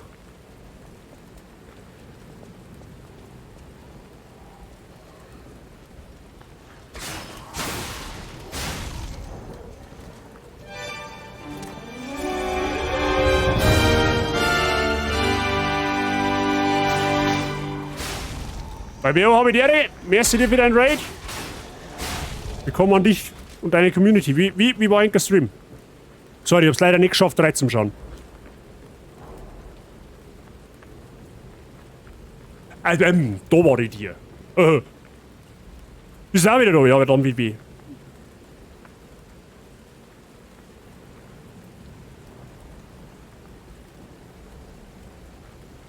Da war die Tier. Okay, perfekt. Ja, okay, jetzt weiß, wo die Tier ist, gehen wir nochmal schnell an den Stargazer. Das Wort gefällt mir. Und reset wir nochmal, damit ich nicht nochmal so wenig Heilung mit dabei habe. Sehr schönes Spiel, fertig gespielt. Sehr geil. Dann war es quasi zauberhaft. Das freut mich zu hören. Ja, mir zocken wir heute die Lies of P Demo einmal. Bisher bin ich sehr positiv von dem Spiel überrascht. Mir taugt es bisher sehr gut. Mechaniken sehr ähnlich zu Bloodborne und Sekiro. Also so gewissermaßen eine gesunde Mischung aus beidem. Bisher, was ich so gesehen habe. Aber taugt bisher.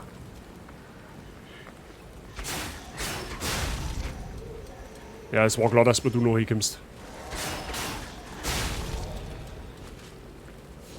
Und geratscht habt. Das gehört ja wieder dazu. So, da ist der Shortcut gewesen. Passt, perfekt. So, und schauen wir, da geht's jetzt weiter. Irgend so ein Festival oder irgend so ein... Wolleck! Du Arschkeibe!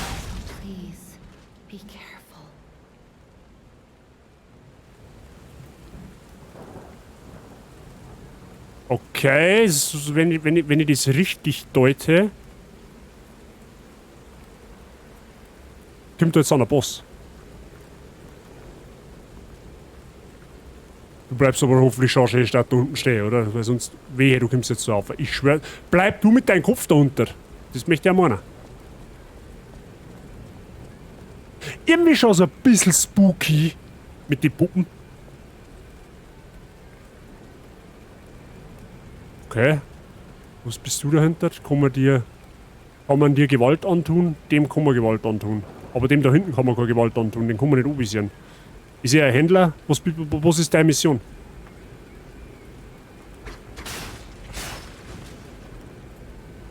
Okay, das Ding kann sich nicht bewegen. Okay, wenn das wehrlos ist, dann lassen wir es gehen. Was ist dein... Hallo, was... Ach, der darf mir nicht senden, wenn ich das... Ja, okay. Hallo? Hello there. Welcome to Krat, visitor. I didn't think there were any stalkers left to fight the puppets. You didn't hear? Figures. The whole organization fell apart. All that's left are wannabes and amateurs who think they can fight on their own. You ought to buy something while you're at the festival. You can't rely on yourself alone. Okay, wir haben einen sogenannten Stalker. Bin mir jetzt nicht unbedingt sicher, ob das die beste Bezeichnung für einen Anti-Helden ist oder für einen Helden. Ich weiß es nicht. Out here alone? You could use some help. Here's a festival gift for you. Now get yourself something useful. Okay, den Händler, okay, alles klar. Fabelkatalysator, das... Was ist das? Fabelladung. Die kostet 160 und die kann man nicht Menge nicht. Ach so, weil ich schon die maximale Anzahl trage. Okay. Ah, es gibt quasi ein Inventarlimit, wo sie mit mir tragen kann und das Überschüssige wird quasi ins Lager gesendet. Okay, nice Eigenschaft von dem Spiel. Gefällt mir. So, ich brauche jetzt was zum Essen. Mr. YBO, nochmal Merci für dein Rater. Schaut das im Chat. Leute, wer einen YBO nicht kennen, beziehungsweise einen Askia, schaut gerne mal drauf. Herzaldrucker, macht sauberhaften Content. Support ist kein Mord. Kostenlos. Followen ist nicht schwer und tut nicht weh. Dankeschön. Und nochmal Merci und einen guten. So, was haben wir jetzt so? Eine Wurfzelle. Eine Batterie mit großer Leistung, die geworfen werden kann. Verursacht Elektroblitzschaden im Einschlagbereich. Okay. Kann man auch nicht ohne Grund jetzt hier kaufen. Elektroblitzschleifmittel. Erfüllt vorübergehend Waffe mit Elektroblitz. Okay, es gibt da Elementarschaden in der Waffe. Säbelklinge einer Puppe. Was ist das?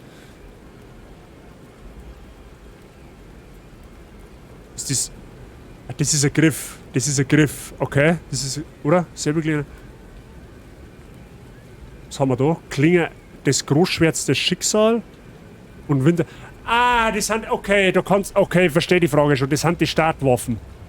Eine davon haben wir ja schon und die. Okay. Brauchen wir nichts dabei. Okay.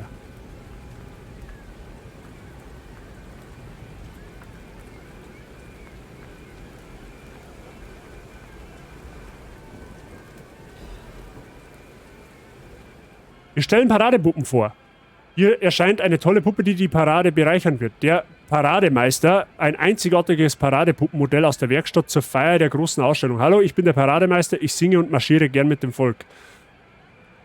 Der Parademeister bietet folgende Funktionen. 16 fröhliche Lieder, fröhliches Lachen und 54 Paradesprüche, Paradentänze, um Kinder zu erfreuen, die Kraft, 6 Männer auf den Schultern zu tragen. Dieser Parademeister wird anlässlich der großen Ausstellung angefertigt. Überzeuge dich am Vorabend der bevorstehenden Ausstellung von seinem Charme. Der Paradenmeister ist vermutlich der erste Boss. Und das war mehr oder weniger ein Hinweiszettel, was alles sie kann. Oder China soll. Die Anleitungen findest du unter Menü Einstellungen Anleitungen.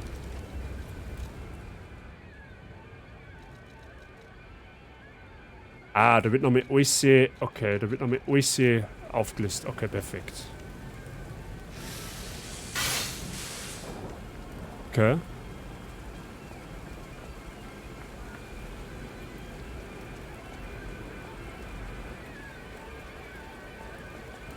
Yes, well, ladies and gentlemen, das ist der erste Boss. Meine Soul-Spieler-Alarmglocken dröhnen gerade ganz massivst. Das hier ist ein Boss-Areal. Ja? Und da kommt jetzt der erste große Widersacher. Haben wir Bock auf einen Boss? Noch eine Viertelstunde. Hat eigentlich für Soul-Spieler-Verhältnis oder für Soul-Spielverhältnis so, dass es relativ lang dauert. So, Curly Fries hat im Over. Sehr geile Sache. Schauen wir mal. Du willst deine mit der Tür ins Haus fallen, oder?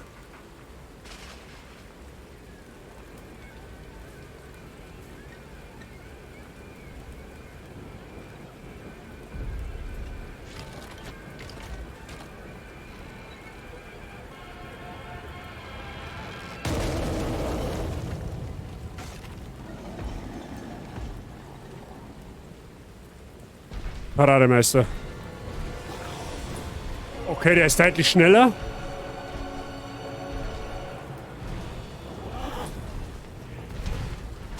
Okay, Moment einmal. Der hat auf alle Fälle 2 Phasen. Kann ich mir jetzt vorstellen.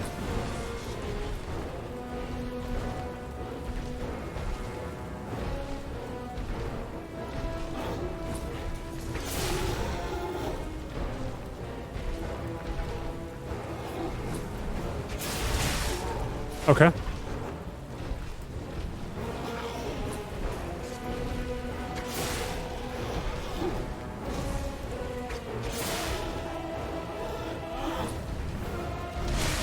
Okay, da wischt er noch außen. Jetzt hast du quasi noch innen dodgen, war vielleicht eine Möglichkeit.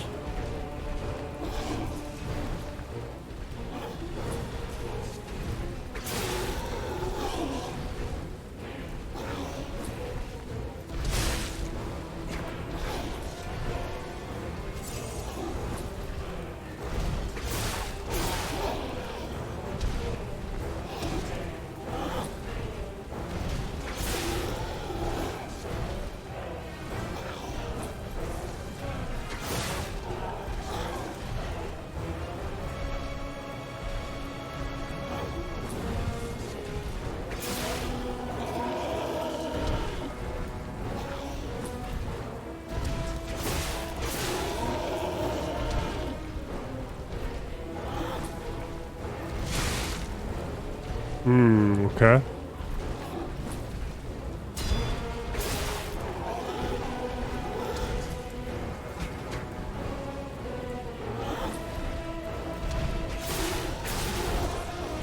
Fuck.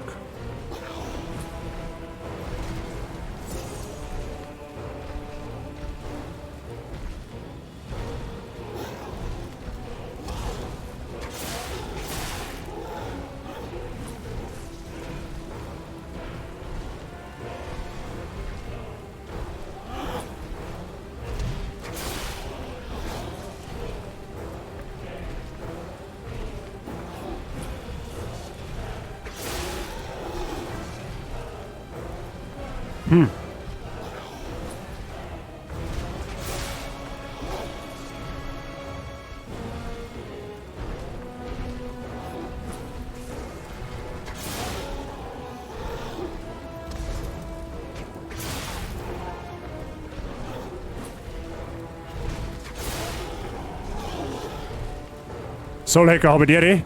Schön, dass du da bist. Sorry, ich bin gerade ein bisschen konzentriert.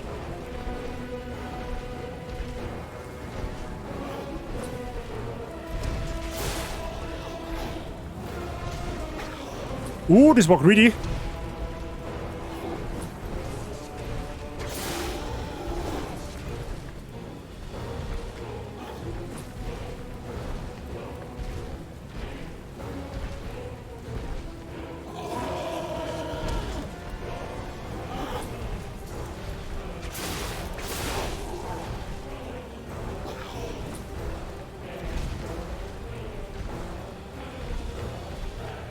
Ich traue dem Ganzen noch nicht. Das hat irgendwie jetzt sehr einfach für den Boss ein sehr, sehr einfaches Move-Pattern.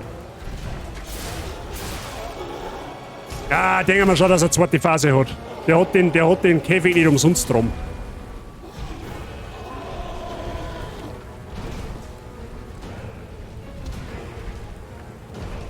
Ich wollte gerade sagen, das war für einen Boss ein bisschen zu einfach.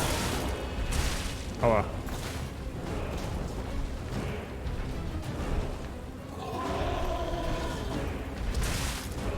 Okay.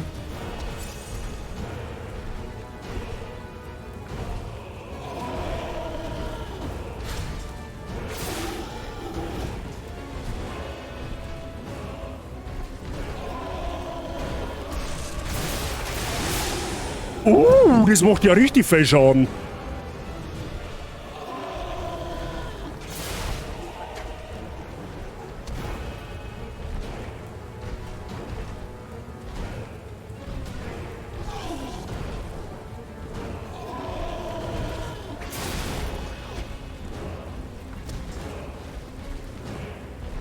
Die musikalische Untermalung, by the way, ist auch ziemlich gut. Aua. Aua.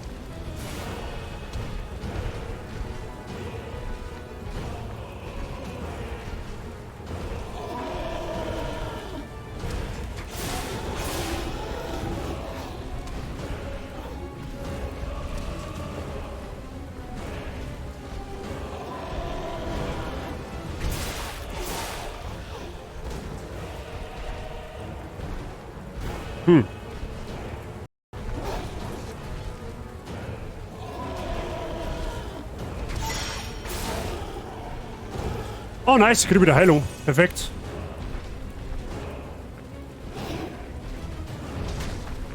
Oha, der war neu.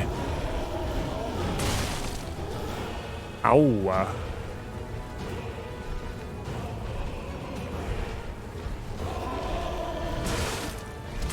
Ja, okay.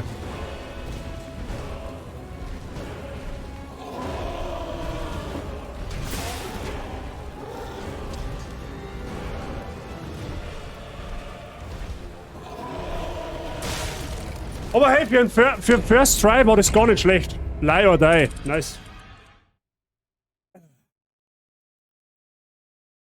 Soulhacker ist fit bei dir. Also für First Try war das absolut decent. Kann ich mich echt nicht beklagen. Der war absolut decent für den First Try. Wenn du im Bossbereich stirbst, wenn du bei einem Bosskampf stirbst, erscheint das Todesergo am Eingang des Bossbereichs. Okay.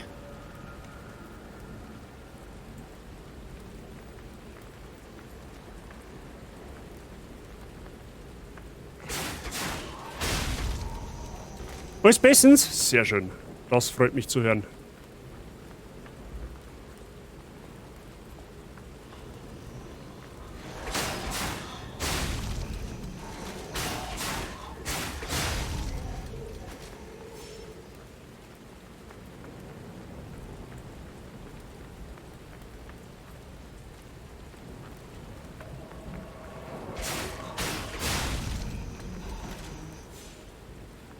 Ist das Game nun raus oder Demo? Das ist noch die Demo. Ist aber im Game Pass drin und wird, glaube ich, am 21. September released.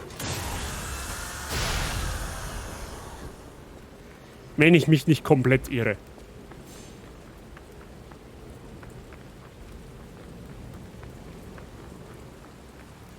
Der Kerl da ein bisschen die Frisur kriegen können.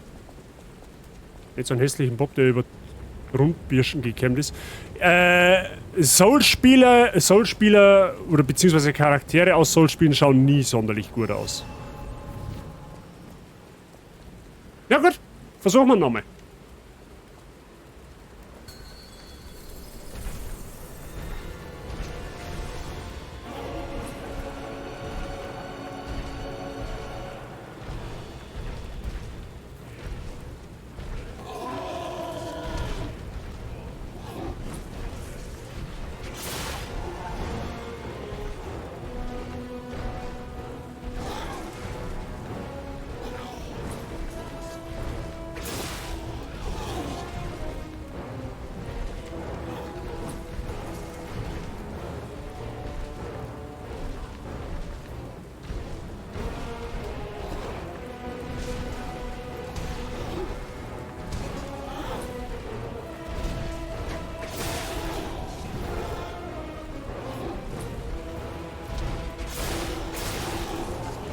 Boah, das war knapp.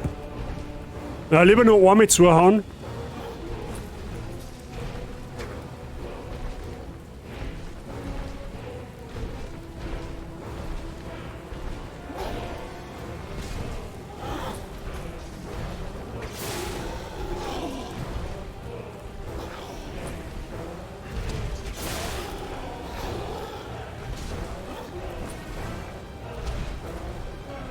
Aber was ich vorher auch komplett vergessen habe, meine Waffen wieder noch zum Schärfen. Ich glaube, dass das massiven Einfluss auf den Damage-Shot, den man macht.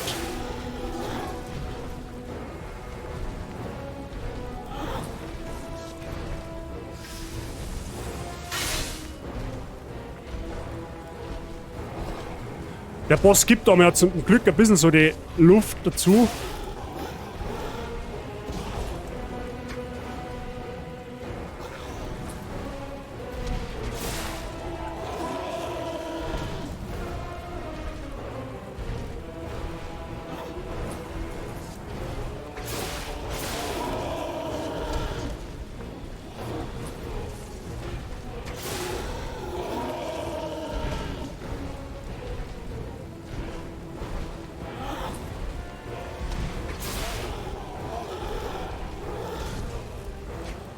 Ah, da bin ich ja noch ein bisschen zu spät.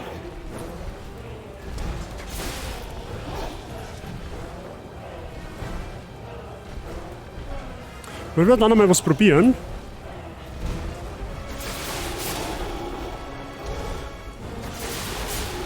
Okay, das gibt gut Luft.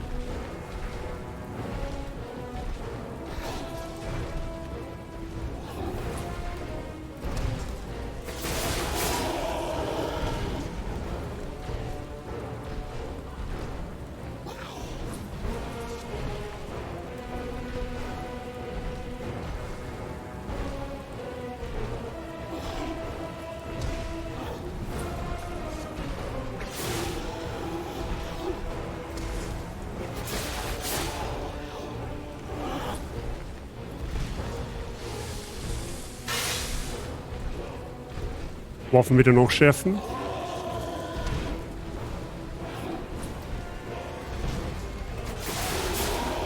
Okay, Phase... Ah, noch nicht ganz Phase 2, oder? Jo, jetzt Phase 2. Okay, decent bisher. No Hit bisher. GGM. Schauen wir mal.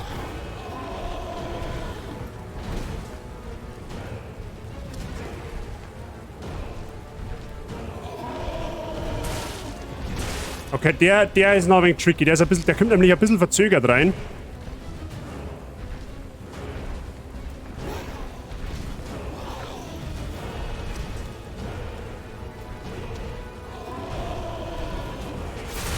Ah, und da kommt der Follow-up, das muss man merken.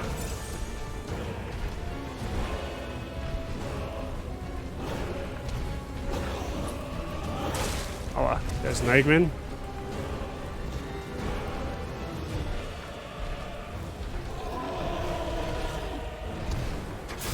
Okay.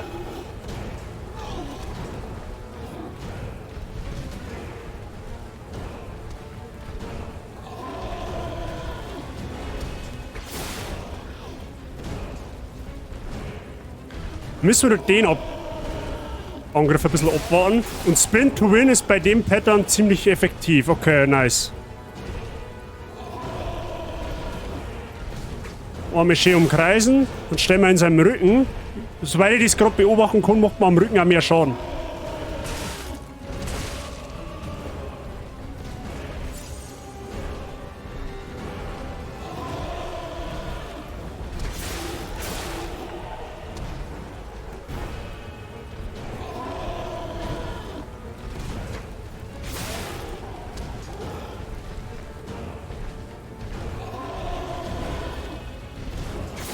Okay, da reicht sogar einmal ein Dodge nach unten. Also durch ihm durch praktisch. Und dann steht mir quasi schon fast hinter ihm.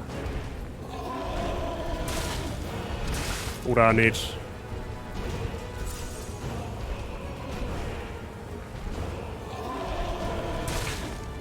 Ah, der kommt so komisch. Der kommt ein bisschen komisch, der Angriff mit der Keule.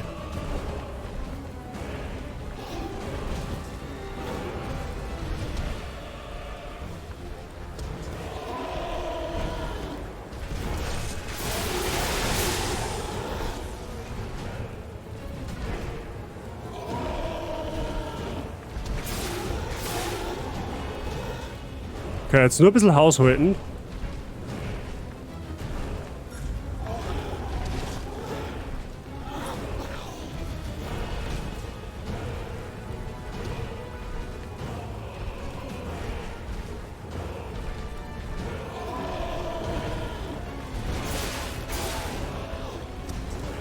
Okay.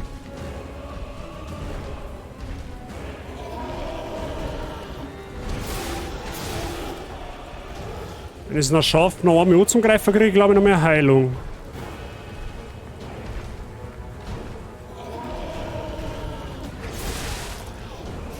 Fuck.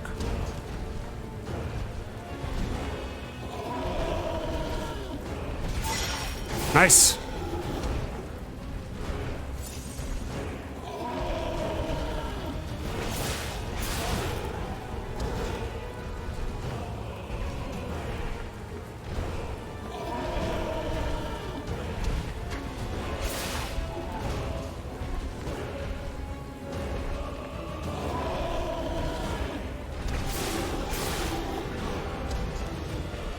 Ist nur nicht greedy werden.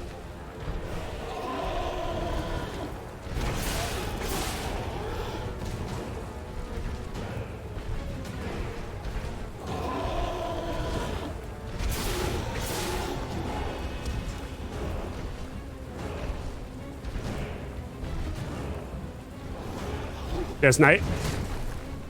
Das war knapp. Oh, der war auch wieder nein. Den habe ich nicht kennt. Beziehungsweise, was heißt, habe ich nicht kennt? Den hat er vorher auch mitgemacht, aber den habe ich mir jetzt so gar nicht einstellen können.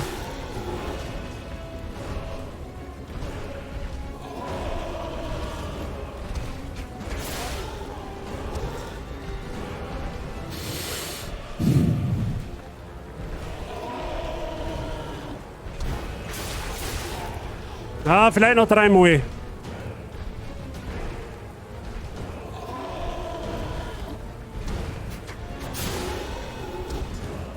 Okay.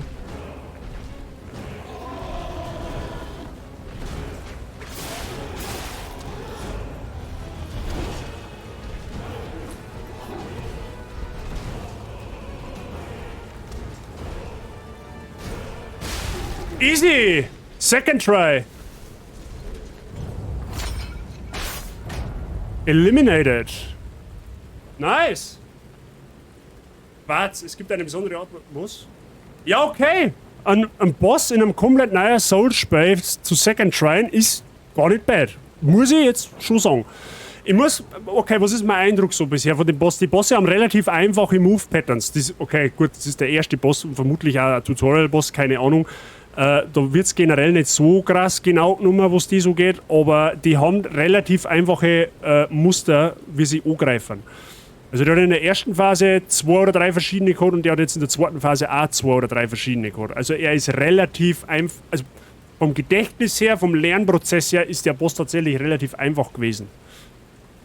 Also man kann gegen einen guten Nadelstich setzen, aber seine Schläge haben ein bisschen verzögert gewesen, vor allem in der zweiten Phase, mit seinem Schwungangriff, der kommt ein wenig spät. Aber ansonsten, ja, den hätte man wahrscheinlich, wenn ich ihn jetzt nicht gelegt hätte, hätte man ihn in den nächsten 3, 4 Versuche auf jeden Fall gehabt. Aber okay, Second Try, Brudi, nehme ich mit, bin ich absolut mehr als zufrieden damit. Hätte ich so nicht gedacht. So, was haben wir jetzt da gekriegt? Wir haben irgendein Quarz gekriegt, meine ich, oder? Doch, Quarz. P-Organ-Fähigkeit Aktivierungsteil. Aha, alles klar. Ein buntes, winziges Ergo-Fragment. Es aktiviert eine besondere Fähigkeit, wenn es mit dem P-Organ ausgerüstet wird. Es gibt eine besondere Art von Ergo mit einer anderen Farbe und Vibration. Die Werkstatt verwendet dieses Prachtstück, um die verschiedenen Fähigkeiten der Puppen zu erzeugen. Okay. Danke für den GG, by the way. Wir haben zurückgegangen, oder? Wir müssen da weiter, glaube ich, oder? I guess, weil da hinten ist der Händler.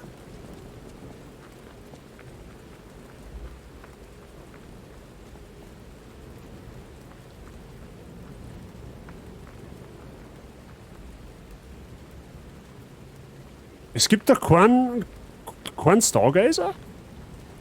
Noch ein Bosskampf? Seriously?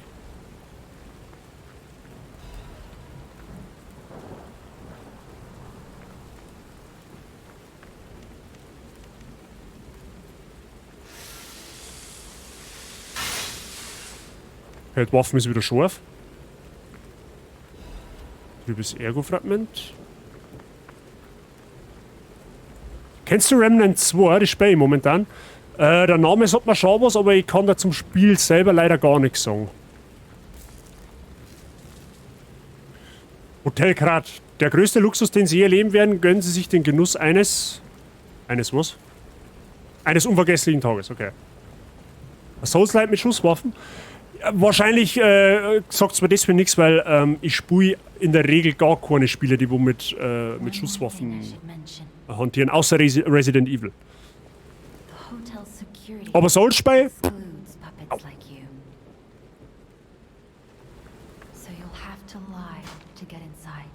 Du wirst lügen müssen, um reinzukommen. Du bist schließlich eine besondere Puppe. Okay, ich bin quasi scheinbar wirklich der Pinocchio, so undercover. Du wirst lügen müssen, um hineinzukommen. Alter Falter, können wir mal kurz festhalten, dass das ziemlich gut ausschaut? Hat so ein bisschen was von Transsilvanien, ich weiß auch nicht. Kartoffeleimer, richtig. Ich bin ein Kartoffeleimer, professioneller. Du wirst lügen müssen, um hineinzukommen. Okay. Aber erst schauen wir da mal um. Hey! Wer Zielsucher, du dumme Sau! Richtig.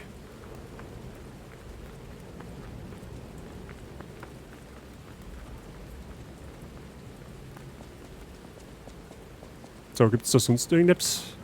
Außer Leichen? Aha, da hinten haben wir noch was Sechses da. Versteckter Mondstein. Das schon wieder. Verbessert normale Waffenklinge um bis zu +3. Aha. Ich hab mich schon gefragt, wann wir Aufwertungsmaterialien finden. Okay, es sind Mondsteine wie im Pokémon. Perfekt. Ein seltenes Verbesserungsmaterial, das in den verschiedenen Teilen von Krak gewonnen werden kann. Es kann die Klingen gewöhnlicher Waffen verbessern. Der Mondstein war nicht von dieser Welt. Dann darf er nicht Mondstein heißen und einstellen. Aber er war das beste Material für die Verbesserung. In ihrer Eile trieben die Techniker die Verwendung des Mondsteins für die Waffenverbesserung voran, ohne Zeit zu haben, ihn weiter zu prüfen. Ja, die Sound Alerts sind ungefähr, sind auch unter anderem da, um jemanden zu jumpscaren. Ne? Okay. Mich darf eigentlich nur interessieren, wie lange geht die Demo. Also Demo von so Souls-Spielen gehen meistens bis zum ersten Boss und danach ein Score. So.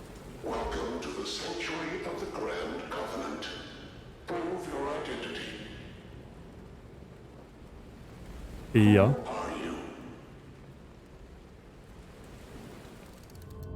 Puppe, ich bin ein Mensch. Wir müssen mal lernen.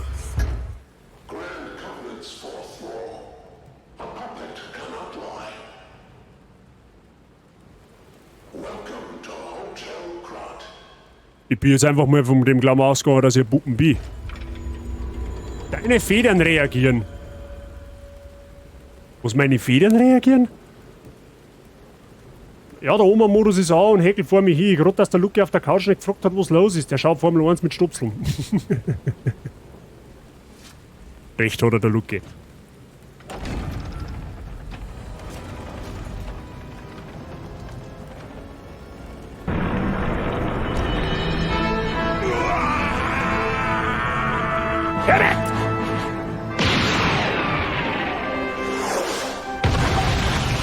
Lies of B, okay, die Demo ist scheinbar da jetzt vorbei. Herbert, habe dir im ersten für den Resub im 19. Monat, mein Freund. Weiterhin willkommen dabei zu gehen und viel Spaß mit dem, hoffentlich geht's dir gut. Die Eigenschaften der einzelnen Griffe erhöhen sich entsprechend der Grundfähigkeiten des Charakters. Willkommen zu Lies of P, wir haben den ersten Boss schon zusammengehauen. Ich weiß aber nicht, ob die Demo jetzt schon gut ist oder ob es noch weitergeht. Das weiß ich leider nicht. Hat jetzt so ausschaut, wie wenn die Demo hier vorbei ist. Aber schauen wir mal, durchgespielt. Hotel Krat, Morgendämmerung nach dem Regen. Oha, der hat Tipf! Ich sage ganz genau, dass die Tipf hat. Durchgespielt? Seriously? I'm so happy to see you. I am Sophia. Ach, sie ist Sophia. I've been waiting for you. Searched all over the city of Krat to find you. You must have questions. Geppetto will have answers, but we have to find him first. He was last seen on Elysian Boulevard. All of Krat is dangerous for humans, and that neighborhood is one of the scariest. Ja, perfekt. Please find Geppetto on Elysian Boulevard. I'll explain more once you find him. Wait. Take this pocket watch. Urnehmen auch noch mit, damit wir wissen, wann wir sterben, oder was? Krat is a labyrinth of peril right now. This watch will guide you to a safe place. Be careful, clever one. Schlauberger. Mondphasentaschenuhr. Was ist das?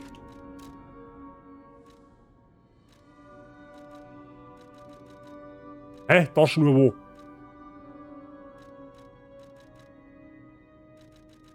Hä? Wo ist die Taschenuhr jetzt?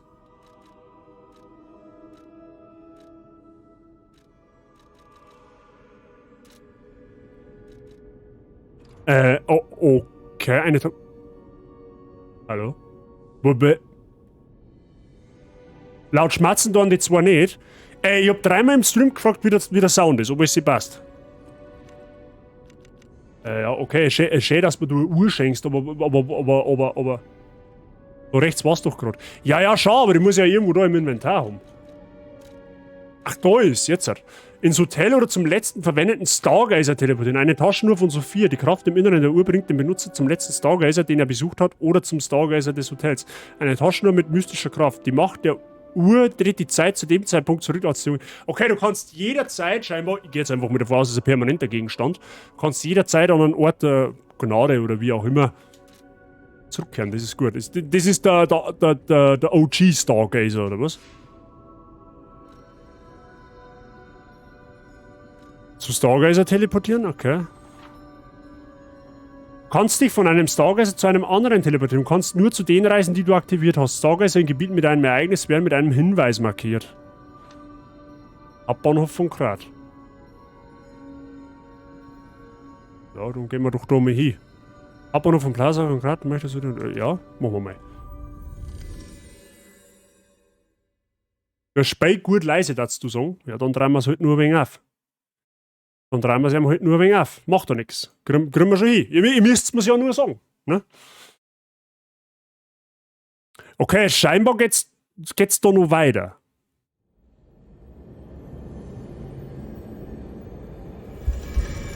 So, und da kann man jetzt wahrscheinlich aufwerten, oder wie sage ich das?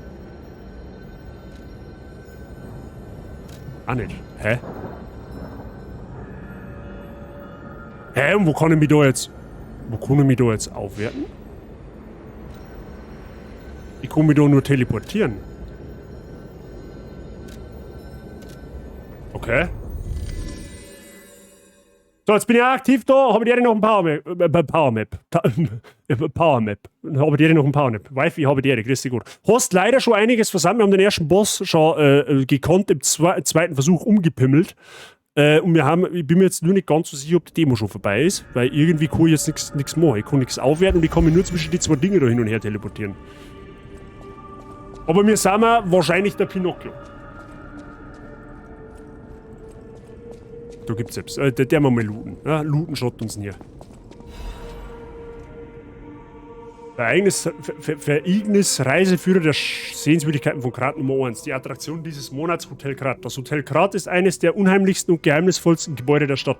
Laut Überlieferungen ist das Hotel Krat eine abgelegene Burg, die von einem Aristokraten erbaut wurde, der eine Form des Okkultismus zugetan war und eine Offenbarung von einem leuchtenden Baum erhielt. Eine Zeit lang wurde es als Nervenheilanstalt genutzt und einige Patienten berichteten, dass sie Halluzinationen hatten. Die Aufzeichnungen sind jedoch nicht mehr vorhanden, da sie alle bei einem großen Feuer zerstört wurden. Perfekt! Und wieder haben wir in einer Irrenanstalt. Super!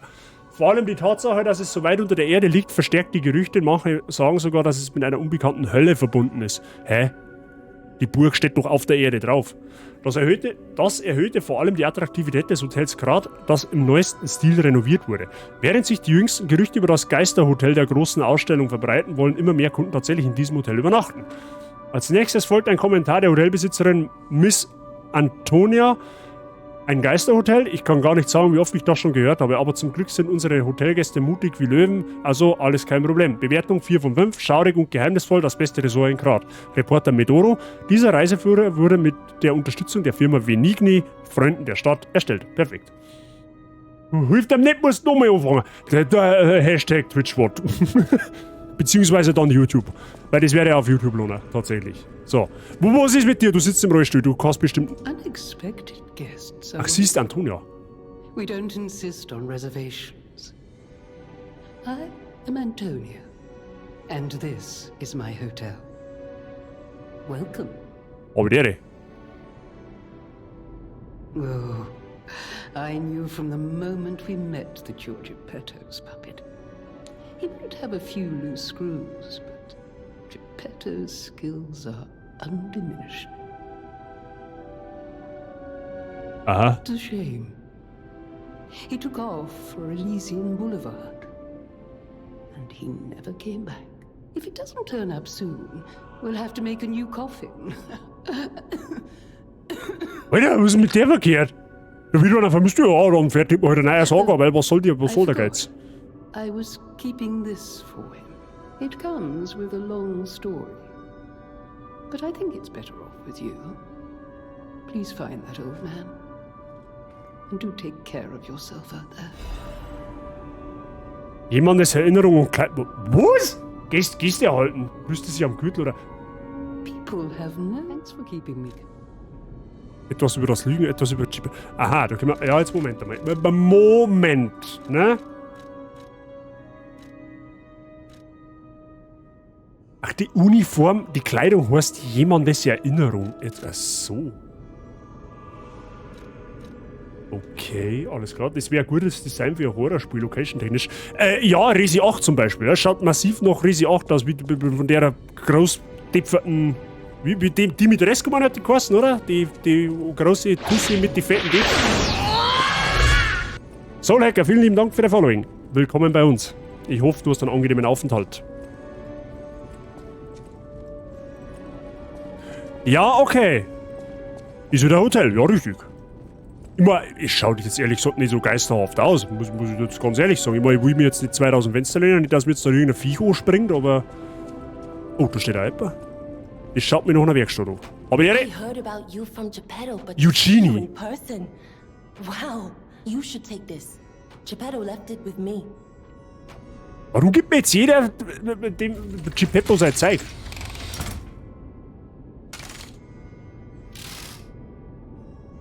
Boah, leck, ist das eine Harpune. Alter, was ist denn... Legionswaffe. Die Legionswaffe ist eine spezielle Ausrüstung, die am linken Arm angebracht wird. Jede Legionswaffe hat ihre eigenen Kampffähigkeiten. Legionswaffen können auf unterschiedlichste Weise modifiziert werden. Die Modifikationen können mit der Venigni-Handwerksmaschine vorgenommen werden. Boah, leck, gib mir den Zweihänder.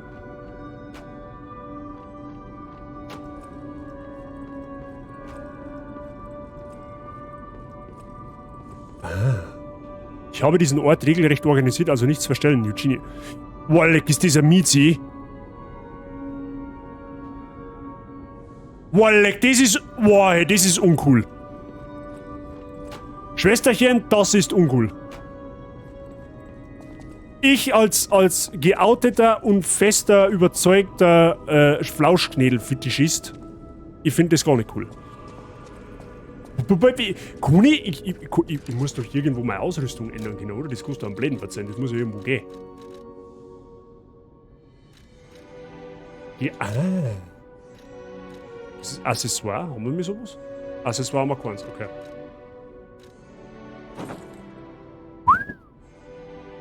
Ja, ich trage so lange schwarz, bis das was Finsteres gibt. Hey, hat das irgendwie Auswirkungen auf meine Stats? Scheinbar nicht, oder?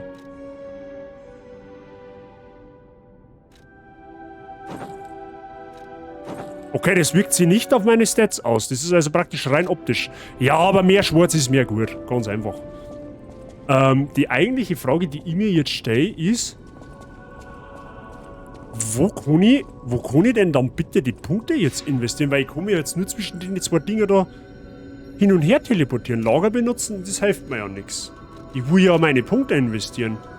Und vielleicht auch irgendwo mal meine Waffen aufwerten. Das muss ja irgendwo gehen. Theoretisch. Da haben wir noch eine Rezeption. Welcome to Hotel Krat.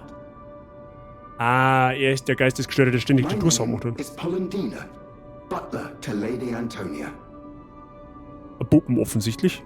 Please let me know how I may be of service. At Hotel Krat, comfort and calm walk hand in hand. Welcome to Hotel Krat. Kaufen, verkaufen. Ah. Was hast du? Legionsmagazin, Säge. Was ist denn das eigentlich? Es kann geworfen werden, um die Aufmerksamkeit des... Sehr gut, ich würde meinen Gegner einfach einmal ein Zahnrad auf den Bimbus. Das hat schon immer geholfen. Sind das dort alles Maschinen? Ich bin mir nicht so ganz sicher. Also es geht... Das Hauptschema ist Puppen. Also weil irgendwie an Pinocchio angelehnt. Sie da hinten scheint wohl ein Mensch zu sein. Sie scheint ein Mensch zu sein. Und die da hinten, die wo im Rollstuhl hockt, ist wohl auch ein Mensch. Wir selber sind wir Puppen. Und Gegner haben überwiegend auch Puppen. So, schauen wir mal ein Stockwerk her. Ja, ich lure jetzt da einfach ein bisschen um, ne? Weil ich ja nicht weiß, was Phase ist. Hast du einen Dödel, sag's gleich. Na, oder nicht? Okay. Das ist fest verschlossen, okay.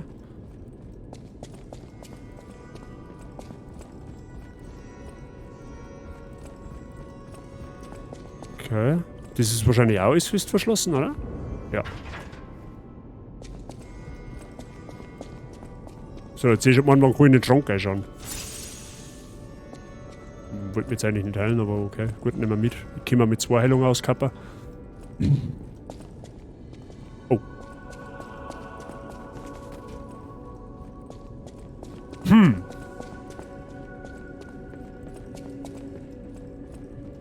Ja gut, da aussieht, so geht's halt wahrscheinlich weiter.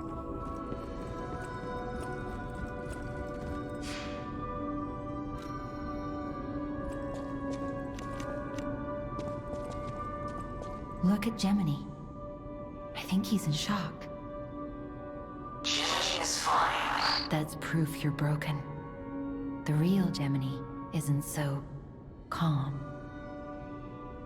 Bleiben wir unser Zimmer buchen? Möglich. But perhaps I can fix him.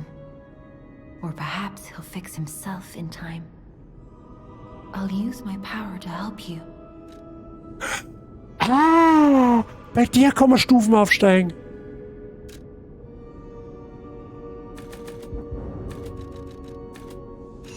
Machen wir jetzt einfach mal so.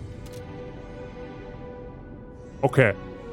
Du bist mir schon mal sympathisch. So, jetzt muss ich aber noch mal schauen. Wir haben doch so einen Mondstein gefunden. Den müssen wir da irgendwie aufwerten können, oder? The sound of it alone. That craftsmanship comes only from the hands of Geppetto. You must be something else. A custom arm from Geppetto himself is quite an accessory. Oh, I forgot to introduce myself. I am Eugenie from the Workshop Union. I know my way around weapons of all kinds. Schon mal I'm gut. sure Master Geppetto would agree. If any of your weapons need work, bring them to me. Sehr I gut. know my way around a weapon. Waffe verbessern, da gehst her. So, was haben wir jetzt da? Wir brauchen jetzt wir haben jetzt eine Winterrapierklinge auf Stufe 0. Ne? Um sie aufzuwerten, braucht man einen versteckten Mondstein, da haben wir einen und das machen wir jetzt. Kostet uns 200 Ergos. So, jetzt haben wir eine Waffe auf plus 1. So, für die nächste Stufen brauchen wir 2 versteckte Mondsteine. Und ich glaube, ich habe vorher gelesen, Mondsteine graden eine Waffe bis zur Stufe 3 auf. Das ist also schon mal einen Griff ändern. Was können wir da noch da? Mit Hilfe von Eugenies Kurbeln kannst du Waffengriffe verändern. Die Eigenschaften jedes Griffs verbessern sich je nach den Grundwerten deines Charakters. Du kannst diese Eigenschaft und den Grad einmal mit einer Griffänderung verändern. Du kannst dies jederzeit mit einer ausgeglichenen Kurbel zurücksetzen. Habe ich jetzt ehrlich gesagt keine Ahnung, aber da geht es wohl um die Skalierung der Waffe. Vermute ich. Ich will mir jetzt aber nicht 2000 Fenster lehnen, weil ich mich noch zwingend auskenne. Okay. Ja gut, wir gehen jetzt. Die Demo geht wohl noch. Also ich werde zwar in 20 Minuten etwa einen Hut draufhauen, aber jetzt schauen wir einfach noch, wie es weitergeht da.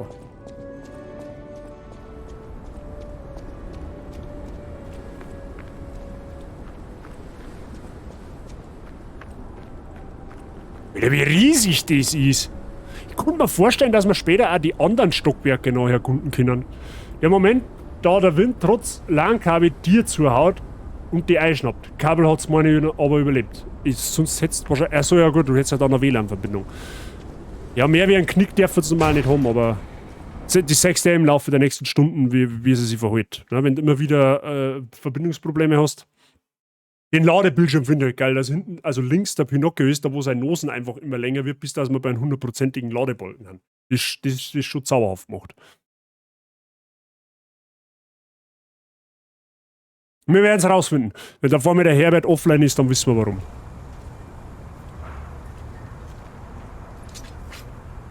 Okay, da geht scheinbar der Wahnsinn weiter. Eingang Elysium Boulevard. Bewölkter Morgen. Aha.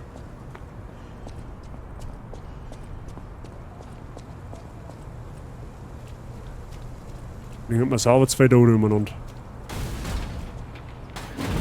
Hey, let's be more careful. The Black Rabbit Brotherhood. I hate these guys. But don't be alarmed. My name is Gemini. We'll talk later, when we're safe. Wer ist denn der schon wieder? Okay, weil ich tippe jetzt einfach mal, ich darf nicht in den Scheinwerfer. Ich darf nicht ins Licht treten. Bleib lieber auf der Schattenseite, da gibt's Kekse. Okay, ich hoffe, ich höre jetzt die Sirene nicht, weil die Feuerwehr ruckt gerade aus. gibt's auf alle Fälle schon mal einen Stargazer. Das ist zauberhaft. Der ist aktiviert. Perfekt. Da kommen wir nicht rein. Da kommen wir doch rein. Das kannst du am Plänen verzeihen. Da muss einige. Freunde, da geht's. Da, hundertprozentig, dass du einige. Das ist doch nicht umsonst.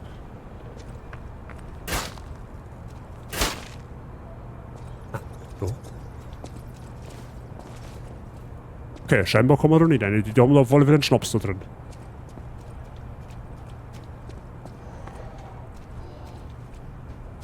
Ich kenne mich halt leider zu wenig im Pinocchio-Universum aus. Aber die Anlehnung ans Märchen finde ich cool.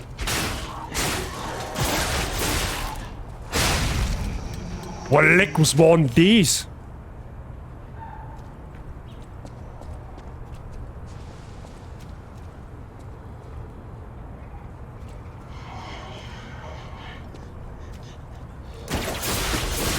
Da kannst du Gegner unerziehen.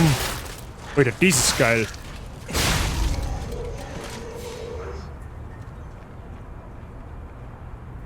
Das ist geil, da kannst du weiter entferntere Gegner unerziehen. Aber das verbraucht da irgendeinen so einen Balken da unten. Kannst du bitte liegen bleiben? Hallo? Bist du dumm oder so?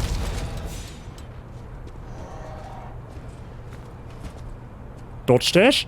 Dodgen kann man in dem Spiel, haben wir schon rausgefunden. Und Backstappen können wir auch.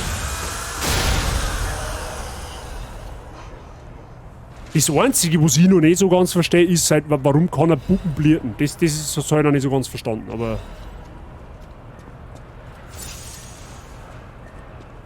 Werden wir auch noch rausfinden. I guess. Elysian Boulevard was a regular rich people row. You wanted fancy boutiques and shops. No place better. But that was long ago. Habt ihr es jetzt dann? Before the puppet frenzy.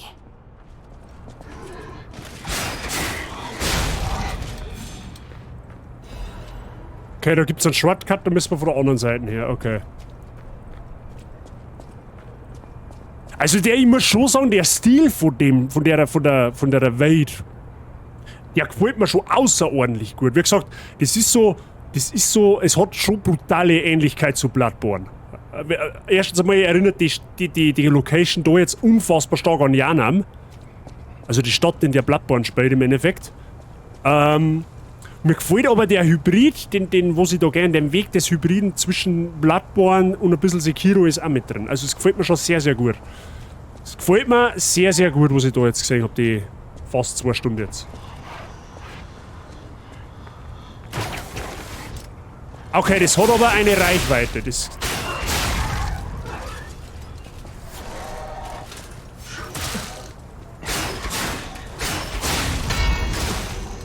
Aua. Hat man der einfach ohne Hunger.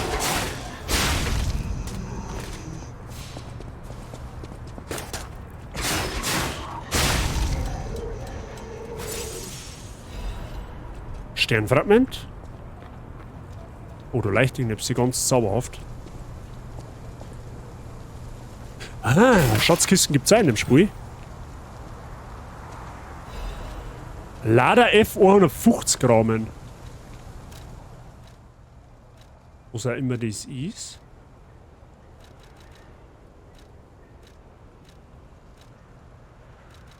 Ach, da. Ach, der oder?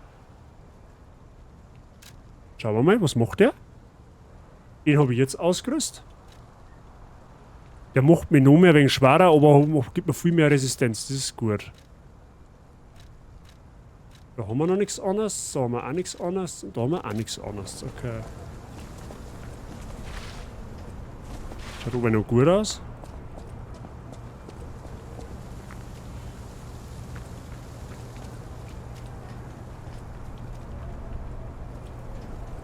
Okay.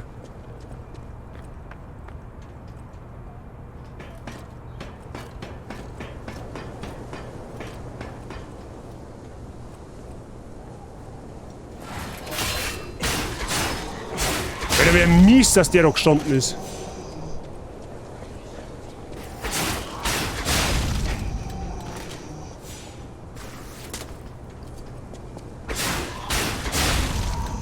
Okay. Sägezahnrad. Ah, und wieder ein Shortcut aufgemacht. I guess. Ist das ein Shortcut? Normalerweise schon.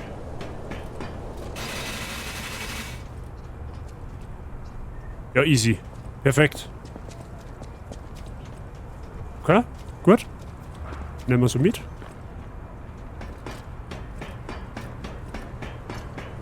Ah, das Lorternstein ist ganz ähnlich zu dem wie im Bloodborne.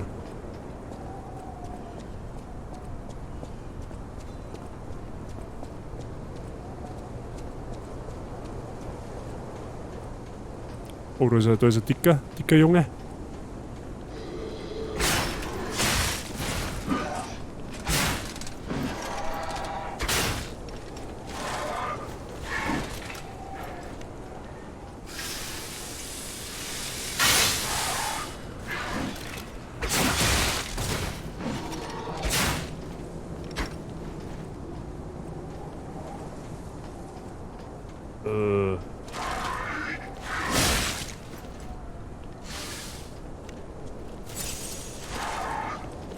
Er hat da hinten Loot übersehen. Au! Boah, der macht verdammt viel Schaden.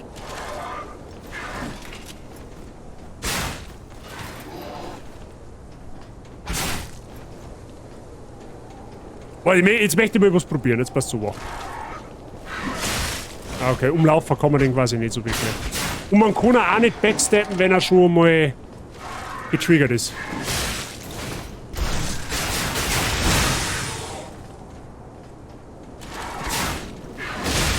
Okay. Ja gut, learning by doing. Der holt aber verdammt viel aus, der Typ. Der holt schon viel aus. Aber einen Shortcut haben wir ja. Das ist ja schon mal gut. Und wir müssen uns da drüben den Loot noch holen. Der liegt auf der anderen Seite. Hab ich übersehen.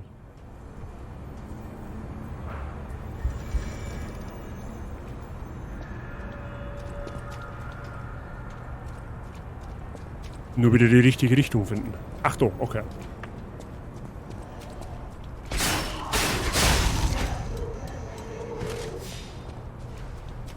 Die Frage ist, können die Treppen steigen?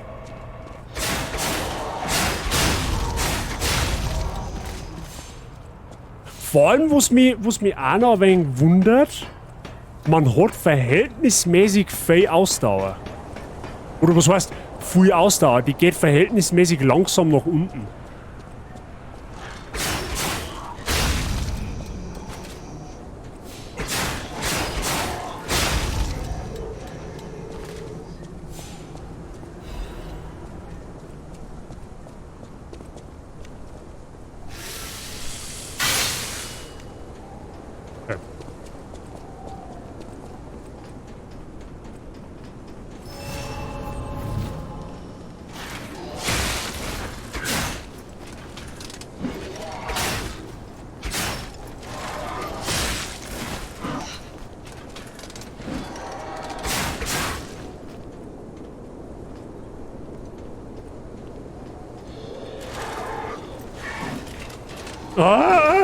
Die hängen an seiner Zehen fest.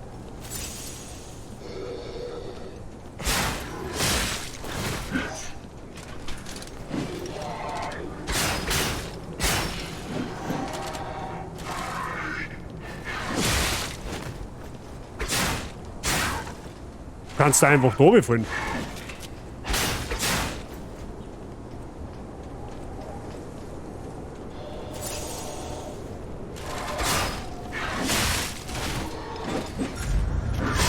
Alter.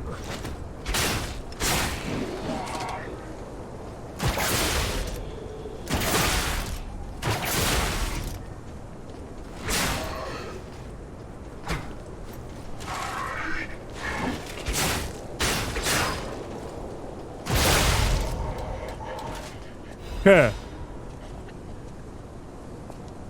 Hier ist er. Immerhin.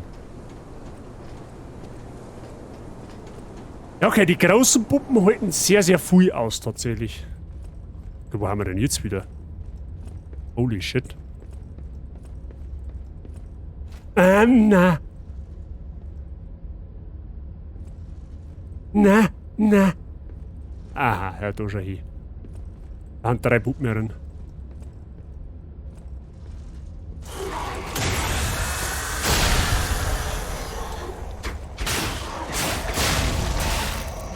Okay, dass du so schnell aufstehst, das hätte ich jetzt auch nicht gedacht.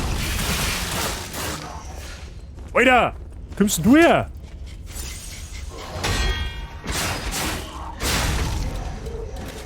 Okay, interessant. Die Waffenvielfalt wird immer einfallsreicher.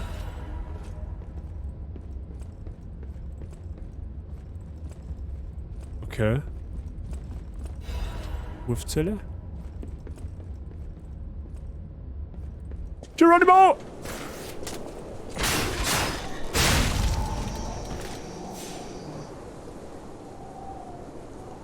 Naja, gut. Okay.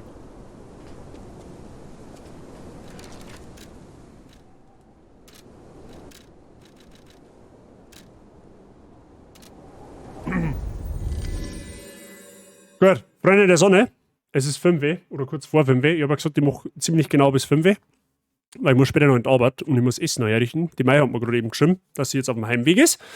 Freunde der Sonne, sollten wir beim nächsten Mal, also sprich morgen, die Demo noch weiterspielen. Die geht wohl nur eine Zeil. Ich habe keine Ahnung. Ich habe keine Ahnung, wie lange sie noch geht, aber sie geht wohl eine Zeil. Ich muss sagen, bisher taugt mir das Spiel gut. Mir taugt es außerordentlich gut. Ich kann wirklich nicht schimpfen drüber. Ah, ich komme wieder zum Schluss. Price, habe ich dir. Ja, du kommst zum Schluss.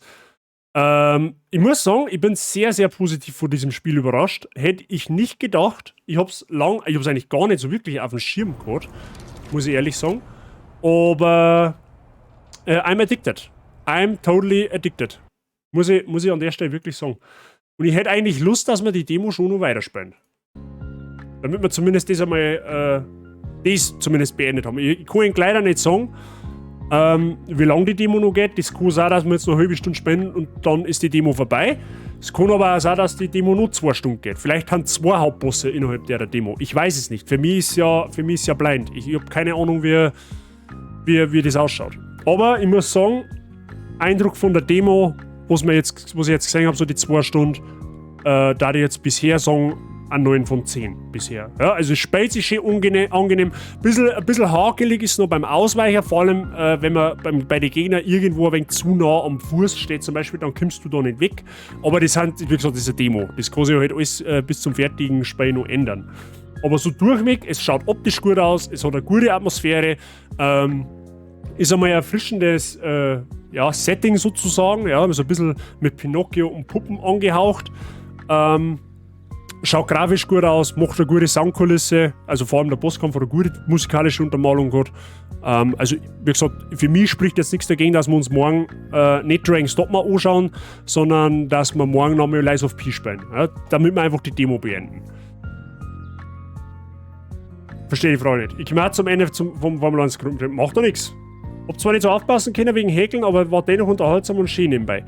Ja, also wie gesagt, ich als Soul-Spieler, ich fühle mich ja da sowieso total abgeholt. Ne? Das ist ja wohl klar. Aber ich würde sagen, wir machen morgen um 5 Uhr da weiter mit Lies of P. Wir spielen die Demo noch ein bisschen weiter, vielleicht auch fertig, je nachdem, wie lange das die Demo heute noch geht. Und wenn jetzt die Demo morgen noch eine halbe Stunde vorbei sein sollte, kann ja sein, dann switchen wir zu Dragon's Dogma. Ich glaube, das ist ein Deal. Ne? Ich glaube, das können wir so machen. So. Jetzt schauen wir, wer noch live ist.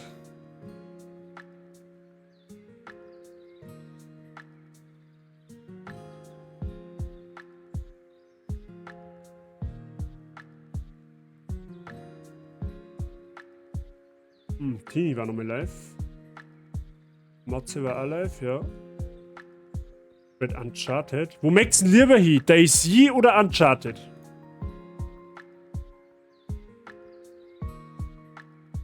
Mir ist wurscht.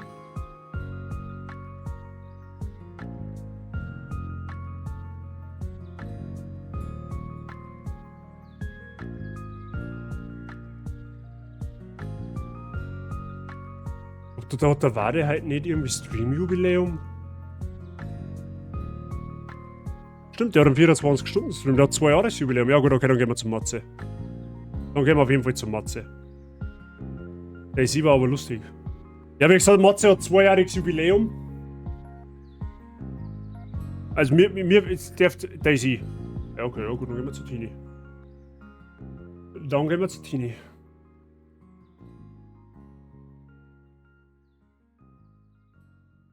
Auch okay. Auch völlig fein.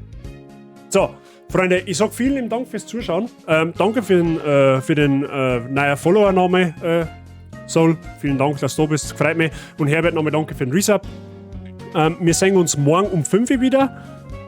Wir spielen mal, wie gesagt, die Demo weiter, beziehungsweise Schrägstrich fertig, je nachdem. Und dann schauen wir einfach, wie lange die Demo noch geht. Und dann switchen wir entweder zu Dragon's Dogma oder wenn halt zeitlich dann schon passt, dann war es dann für morgen, okay? Raid Command ist im Check. Einfach kopieren, was braucht für Subs und für Non-Subs. Einfach das jeweilige kopieren und dann bei der Tini einfügen. Gerne noch auf meinen Discord drauf schauen, wer noch nicht drauf ist. Das mich freuen, da kriegt ihr alles mit, was mich und meinen Stream betrifft. Wann ich live gehe, an was für einen Tag, was für Uhrzeit, was für Spiel. Und alle und andere Infos kriegt ihr auch noch auf dem Discord selber. Also gerne da mit drauf schauen, das mich wirklich freuen. Und ansonsten wünsche ich euch noch einen schönen Sonntagabend, ein schönes Restwochenende. Kommt's gut in die neue Woche. Wir hören uns dann morgen um 5 Uhr wieder mit dem hier, Lies of P. Haut euch eine, viel Spaß bei der Tini und bei der Easy. Liebe da lassen, ihr wisst, wie es läuft. Follow und kostet nichts und das war helfen. Und ansonsten sehen wir uns morgen. Habe ich dir recht, für euch.